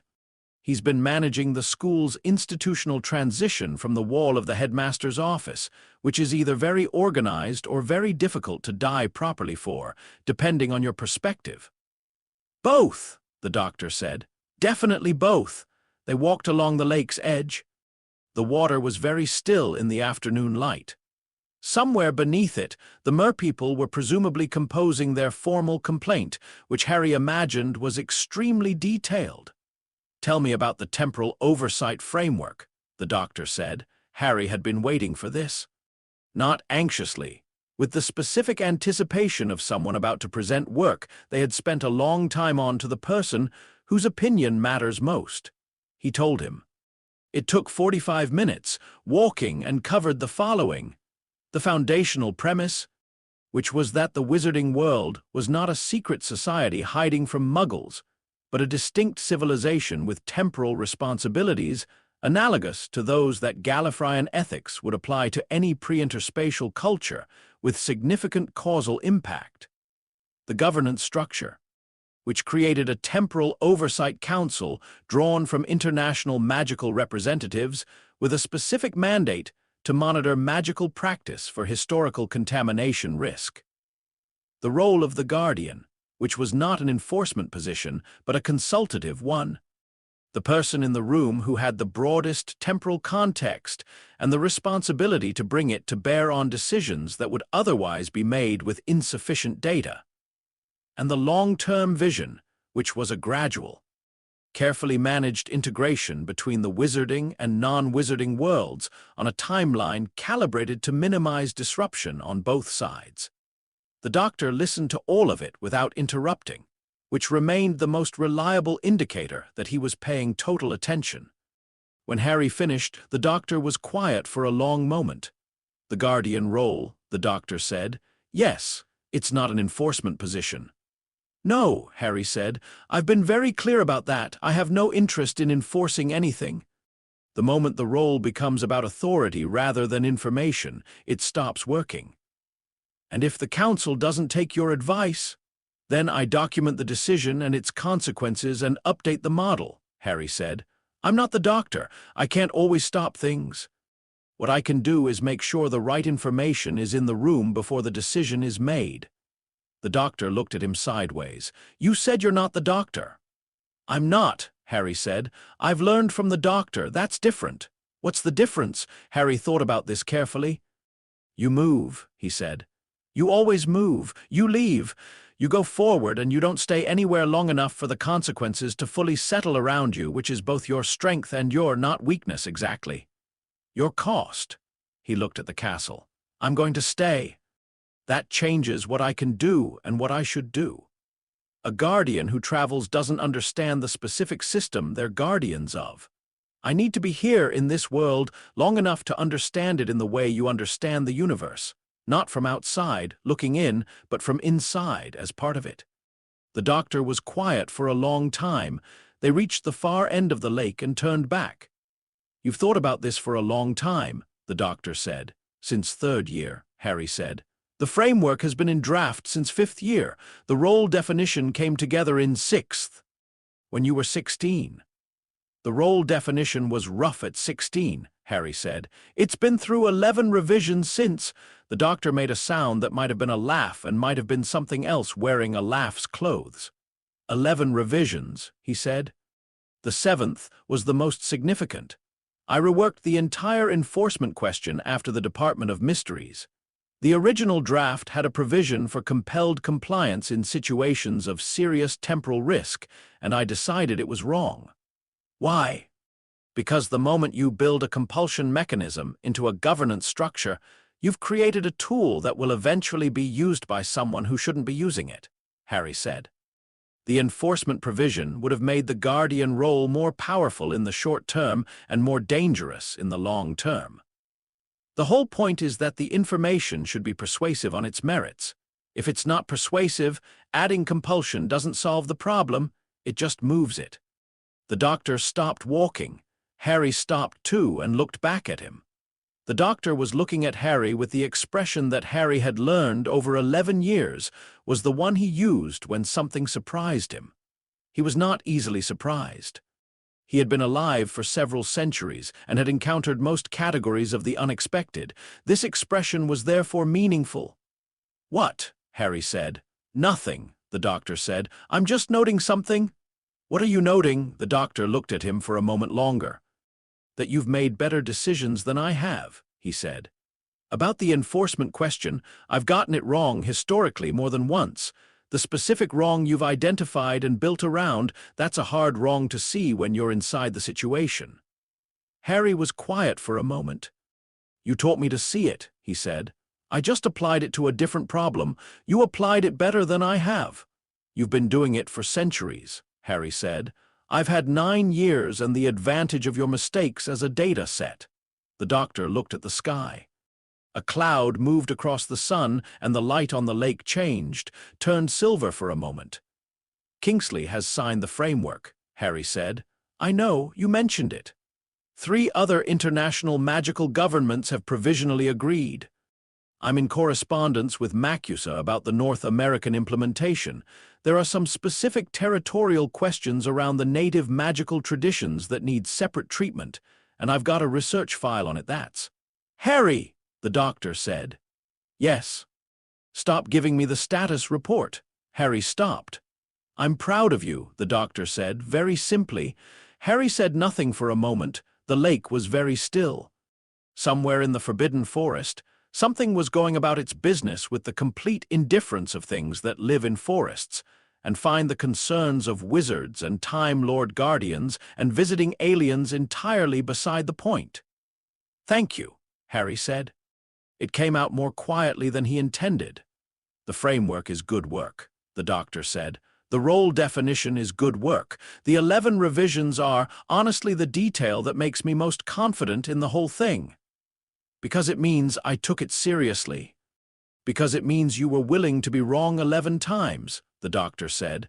"That's harder than getting it right on the first attempt. Some people don't have the patience for it." Harry looked at the lake. "I had a good model," he said. The doctor made a sound that was definitively not a word and started walking again. They had dinner with Sirius and McGonagall and an assortment of people who had survived the battle and were still, 3 weeks on, in the specific phase of recovery that involved sitting together in rooms and eating things, and talking about what had happened without being entirely ready to talk about what had happened. McGonagall and the doctor took to each other with the immediate recognition of 2 people who had each been doing the work of holding things together for a very long time, and who found, in each other, a specific form of company that was not available from people who had not had that experience. "Your educational methodology," McGonagall said to the doctor over the main course with the directness of someone who had been evaluating it for 6 years and had reached her conclusions, "is unconventional." "It's extremely unconventional," the doctor agreed, "and yet the results," McGonagall said, with the specific reluctance of someone who is paying a compliment they have debated, "are rather difficult to argue with." "I taught him to be curious first and knowledgeable second," the doctor said. "Knowledge is a destination. Curiosity is the engine. Most educational systems teach the destinations and hope the engine follows. I've found it works better the other way around." McGonagall looked at this for a moment. "The 7th-year curriculum," she said, "is being overhauled." "I heard," the doctor said. "I have been told," McGonagall said, with the air of someone managing a significant understatement, "that several of Harry's DA training methods have been recommended for incorporation." "By who?" McGonagall looked down the table at Hermione, who was deep in a conversation with Ron about something and was not paying attention to being looked at. "I see," the doctor said. "Yes, I'd incorporate them." The structural explanation before the technical drilling, that's sound pedagogy regardless of the subject. "HMPH," said McGonagall, which was her version of enthusiastic agreement. Sirius, across the table, caught Harry's eye. "They're going to talk about teaching methods for 3 hours." Sirius said quietly. "Good," Harry said. "McGonagall has needed someone to do that with for years." "How do you know?" "She has a very specific expression when she's found an intellectual equal and is debating whether to engage," Harry said. I've been cataloging it since first year. Sirius stared at him. You have a catalogue of McGonagall's expressions. I have catalogues of most people's expressions, Harry said. It's useful. That is either the most Slytherin thing you've ever said or the most Doctor thing you've ever said. I think those might be the same thing, Harry said. After dinner, Harry and the Doctor walked again. This time not around the lake, but along the corridor that led from the great hall toward the main staircase, the corridor that Harry had walked hundreds of times, toward classes and away from them, toward Dumbledore's office and away from it, toward every significant event of 6 years of a life that had been happening in parallel to everything else he was. They walked it slowly, not going anywhere in particular. "When do you leave?" Harry asked. "Tomorrow morning," the Doctor said. Or what the TARDIS decides is tomorrow morning, which is a loose relationship with the concept. "Where are you going?" "I have an appointment," the Doctor said. "In the Horsehead Nebula, which I have been putting off for approximately 40 years, because it involves a great deal of paperwork and a species that communicates exclusively in interpretive dance." "Do you speak interpretive dance?" "I'm learning," the Doctor said. "I'm not good at it." "My knees have opinions," Harry laughed. It was a real laugh, unguarded, the kind that arrived without calculation. The Doctor looked pleased in the sideways way he looked pleased, not directly but in the specific brightening of his attention. "I'll come back," the Doctor said. "Not frequently, because frequently would be disruptive," Harry said. "I know. You need to build the council without me in the room," the Doctor said. "If I'm there, the dynamic shifts. You become an extension of something rather than the thing itself." "I know," Harry said. "I've always known that." "Has it been?" The Doctor paused, which was unusual. The Doctor rarely paused looking for words because he had a very large supply of them and accessed them quickly. This pause had a different quality. "Has it been all right, doing it here without while I was?" "In the vortex," Harry said, completing the thought. "Yes." Harry thought about 5th year, about the Ministry, about the veiled chamber and the exchange rate and 3 cracked ribs, about sitting in the hospital wing with research files and Ron's running commentary on the canons and Hermione's silent company, about the specific quality of doing hard things in a world where the person who taught you how to do hard things was not present. It was hard sometimes. He said honestly, "The frequency helped, but there were moments where," he paused, "the veiled chamber, when I was on the floor and Sirius had his hand on my arm, I wanted—" He stopped. The Doctor waited. "I wanted you to be there," Harry said. "Not to fix it, just there." The Doctor was quiet. "I'm sorry," the Doctor said, "that I couldn't be." "I know why you couldn't," Harry said. "It would have changed the dynamic. You in that building, with the Ministry in full denial mode, you would have become the story, and the story needed to be about the information, not about where I got it from." "That's the analytical reason," the Doctor said. "I'm asking about the other one." Harry looked at the corridor, at the moving portraits, several of whom had been observing their walk with the interest of things that had watched several centuries of significant conversations and could identify one when they saw it. "I understand why you move," Harry said. "I've always understood. You move because you were built to move, because staying is the thing that costs you most, because you love the universe most when you're in motion through it. That's not something I'd want you to change." He paused. I missed you, and it was all right. Those two things coexisted." The Doctor looked at the corridor. "You are," the Doctor said carefully, "considerably wiser than I am. I've had a very good teacher," Harry said, which was the 3rd time he had said this, and the first time it made the Doctor stop walking and turn to look at him directly with the unguarded expression that he kept, usually very carefully managed. "Harry," the Doctor said. "Yes. I want you to understand something. All right." "I have." The Doctor paused again, unusual twice in one conversation.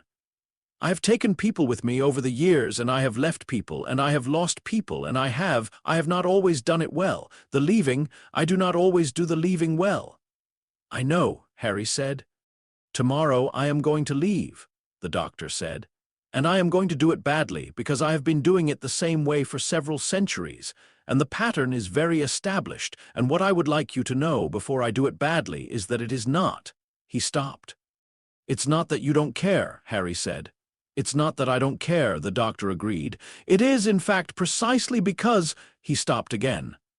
"I know," Harry said, a pause. "You always know." The doctor said, with something in his voice that was very warm and very quiet and not at all available for examination. "You raised me to read subtext," Harry said. "It's your own fault." The doctor made a sound that was very nearly a laugh and nearly something else. "Come on," he said, turning back down the corridor with the sudden energy of someone who has said what they needed to say and is now deploying forward momentum as an emotional management strategy. "Show me this office of yours. Sirius told me you've been growing TARDIS coral in it." "It's a small cultivar," Harry said, following. "I've been growing it since 4th year. It responds to the castle's enchantment field." "Does it?" The resonance between Gallifreyan organic technology and long-term wizarding enchantment is actually quite interesting, Harry said. "I have a research file." "Of course you do," the doctor said. "It's only 40 pages. Only. The appendices are another 60. Obviously." The office was, as Sirius had described, remarkable. It was on the 3rd floor of Hogwarts, in a room that had been a storage space for disused divination equipment. Crystal bowls with hairline cracks, a telescope with a bent sight, several teacups that had given up on readings and settled into retirement, and which Harry had been quietly commandeering since 5th year by the simple expedient of doing useful things in it and gradually moving the divination equipment to a corner. It had a desk, covered in research files organized in a system that was clear to Harry and opaque to everyone else. It had a wall of Gallifreyan notation beside his OWL certificates and his NEWT results, and a copy of the Temporal Oversight Framework in its most recent draft. It had the photograph of the Doctor on the Eye of Orion, pinned at eye level. It had, in the corner where the divination equipment used to be, a small cultivar of TARDIS coral growing in a dish of nutrient solution, approximately 30 centimeters tall, and glowing very faintly blue in the way that TARDIS coral did when it was content. The Doctor stood in the doorway and looked at all of it. He looked for quite a long time. "The coral," he said finally. "4th year," Harry said. "I took a cutting when we were at the TARDIS over Christmas. I asked first." "I know you asked," the doctor said. "She told me." "She's been growing faster since the battle," Harry said. "I think the enchantments in the castle shifted slightly afterward. Something about the accumulated magical resonance of a large number of people performing a large amount of magic in a concentrated space for an extended period. The coral seems to find it nourishing." The doctor crossed the room and crouched down beside the coral. He looked at it for a long moment, the way he looked at things that meant something. "She's happy here," he said. "I know," Harry said. "She has opinions about the divination equipment." The doctor touched the coral very lightly with one finger. It pulsed, once warm and blue. He stood up and looked at the wall, the Gallifreyan notation beside the OWL certificates, the framework draft, the photograph. "The photograph," he said. "I like having something to look at when the research is going badly," Harry said. The doctor looked at it. It was a good photograph. The doctor had turned to look at the camera in the moment before the shutter closed, which meant he looked genuinely surprised rather than posed, and genuinely pleased in the way he was pleased when he didn't know he was showing it. "Who took it?" the doctor said. "You don't remember," Harry said. The doctor thought about it. "The Brigadier," he said. "I think he had a camera." "The Brigadier was on the Eye of Orion. There was an incident with a Sontaran," the doctor said vaguely. "The details are complicated." Harry made a mental note to ask about this later, filed it under Doctor's personal history, interesting episodes, verify when possible, and looked at his office. "This is where I'm going to do it from," he said. "The council work, the correspondence, the monitoring." He paused. "It's a good room." "It's an excellent room," the doctor said. He looked around once more at all of it, the coral and the notation and the files and the photograph, and the small, specific evidence of an 11-year education, brought to rest in a stone room in a Scottish castle in the specific shape of a person who was going to stay. Right, the doctor said, with the particular energy of someone concluding something they don't want to conclude. I should, the TARDIS will want to, tomorrow morning, Harry said. Yes, a pause. I'll aim for a reasonable hour. You'll leave at whatever time the TARDIS decides, and we'll both agree it was planned, Harry said. The doctor looked at him. Yes, he said, that is exactly what will happen. Morning came with the specific quality of June mornings in Scotland, early and very light, the kind of light that seemed to arrive before it was strictly necessary and fill everything up before anyone was ready. Harry was in the courtyard when the doctor came out of the castle. He had been there for an hour, sitting on the same steps where he had watched the dawn after the battle, thinking about what the morning was going to be, and deciding that thinking about it in advance was not going to make it easier, but was not going to stop him doing it either. The doctor came out carrying his coat, which he was not wearing yet, which was somehow significant. The coat was usually on, the armor of his particular way of being in the world. He sat down on the steps beside Harry. They sat for a moment. The castle grounds were quiet. The lake was silver-gray. The forbidden forest was doing its usual business of being dark and present at the edge of everything. Right, the doctor said. Right, Harry said. I have the Horsehead Nebula appointment. The interpretive dance. The interpretive dance, the doctor confirmed. My knees, as mentioned, have opinions. Harry looked at the grounds. Come back, he said. Not frequently, but come back. I always come back, the doctor said. I know, Harry said. I just like to hear it confirmed. The doctor looked at him. The unguarded expression again, briefly, in the morning light. He reached into his coat pocket. He produced the bag of jelly babies, which was either the same bag he had always had or an infinite series of bags. Harry had never been entirely certain. He held it out. Harry took two. Sensible. The doctor said. He stood up. Harry stood up too. They stood in the courtyard in the June morning and looked at each other in the way they had looked at each other across the great hall, the same look, the same weight of things that were present but not spoken, the long, specific inventory of 11 years. The doctor put his coat on. Take care of it, the doctor said. This world, it's worth taking care of. I know, Harry said, and take care of yourself. Get your ribs properly healed, eat actual meals, sleep. The ribs are fine, Harry. They're mostly fine. Go to Madame Pomfrey today. Tomorrow, Harry said. Today? The doctor said firmly, which was the tone he used when he had decided something was not negotiable. Today, Harry conceded. The doctor nodded. He turned toward the TARDIS, which was parked at the edge of the courtyard in the morning light, blue and impossible and very much herself. He opened the door. He stopped, one hand on the door. Harry, he said without turning around. Yes, a pause, the specific pause of something being decided. You know, the doctor said, still not turning, I never in all the time I've been traveling, I have never. He stopped. Harry waited. You are, the doctor said carefully, the best companion I have ever had the privilege of. Harry stood in the courtyard of Hogwarts in the morning light.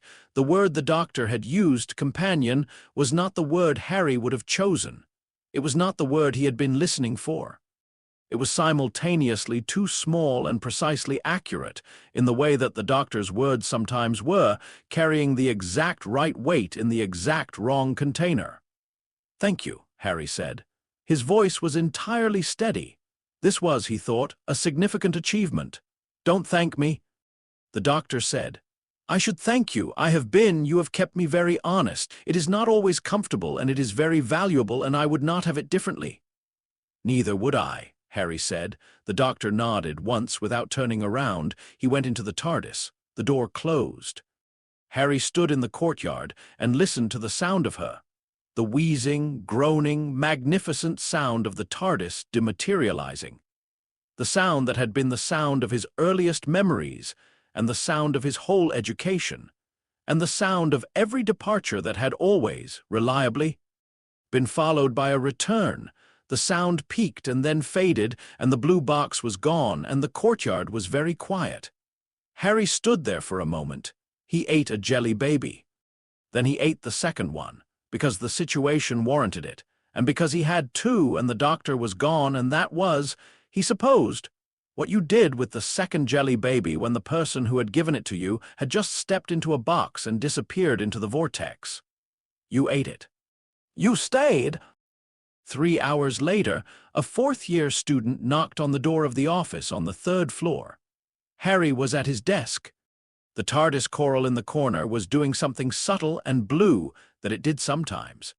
For reasons Harry had not yet fully determined, but suspected, were related to the castle's residual enchantment field from the night before. The temporal oversight framework was open on the desk in its most recent draft, 12th revision, which had addressed 3 structural issues raised by the MACUSA correspondence, and had introduced a new section on historical contamination assessment methodology. He had been at the desk for 2 hours. He had gone to Madame Pomfrey first because he had promised, and she had confirmed that his ribs were entirely healed, which he had known, but the confirmation was useful because it closed the loop on the promise. He had then sat at his desk and begun working, which was what he did. The knock was tentative, the knock of someone uncertain whether knocking on this particular door was permitted. "Come in," Harry said. The fourth year was named Thomas, Harry knew. He had made a point of knowing the students by name, all of them, which McGonagall had said was impossible, and which Harry had been quietly doing since September of 6th year. Thomas was a Ravenclaw who was good at charms and excellent at transfiguration, and who had, in the past week, been found 3 times in the library at 2 in the morning by the portrait on the 3rd floor who reported student movements to the head of Ravenclaw. Thomas came in and looked at the office with wide eyes. The coral attracted his attention immediately, which was the correct instinct. "Can I help you?" Harry said. "There's," Professor Longbottom said to. "There's been an incident," Thomas said, "with the time-turners." "The ones the Ministry just returned to the school." Harry put down his quill. "What kind of incident?" he said, with the steady attention of someone who has been waiting for this sort of thing and is not surprised to find it arriving. "Several students," Thomas said. "4th years. They were experimenting. And Professor Longbottom says there are currently 3 of them in different decades simultaneously." Harry was quiet for a moment. He thought about a bag of jelly babies and a sonic device and the Norwegian fjord and the fish watching through the door.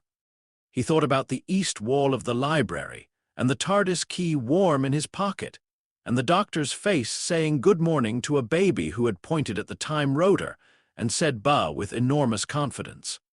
He thought about the doctor, somewhere in the vortex, on his way to the Horsehead Nebula with his knees and his interpretive dance appointment, and the specific certainty that he would come back, because the doctor always came back, because that was what the doctor did, and that the TARDIS would arrive in the Great Hall again at some point, and the timing would be either 10 minutes early or 40 seconds before whatever threshold constituted late, and there would be jelly babies and a scarf, and an enormous amount of vortex tracked in on the floor. Harry picked up his sonic device. He stood up. "Right," he said. "Which decades?" Thomas blinked. "Sorry, the 3 students. Which decades are they in?" "I need to know before we can work out the sequence for retrieval. Temporal extraction has to happen in the correct order relative to each student's individual timeline. Otherwise, we risk creating a paradox loop. And a paradox loop in a school this size, with this density of accumulated enchantment?" I don't know," Thomas said. "Professor Longbottom was trying to work it out. Show me to the classroom," Harry said. He was already moving.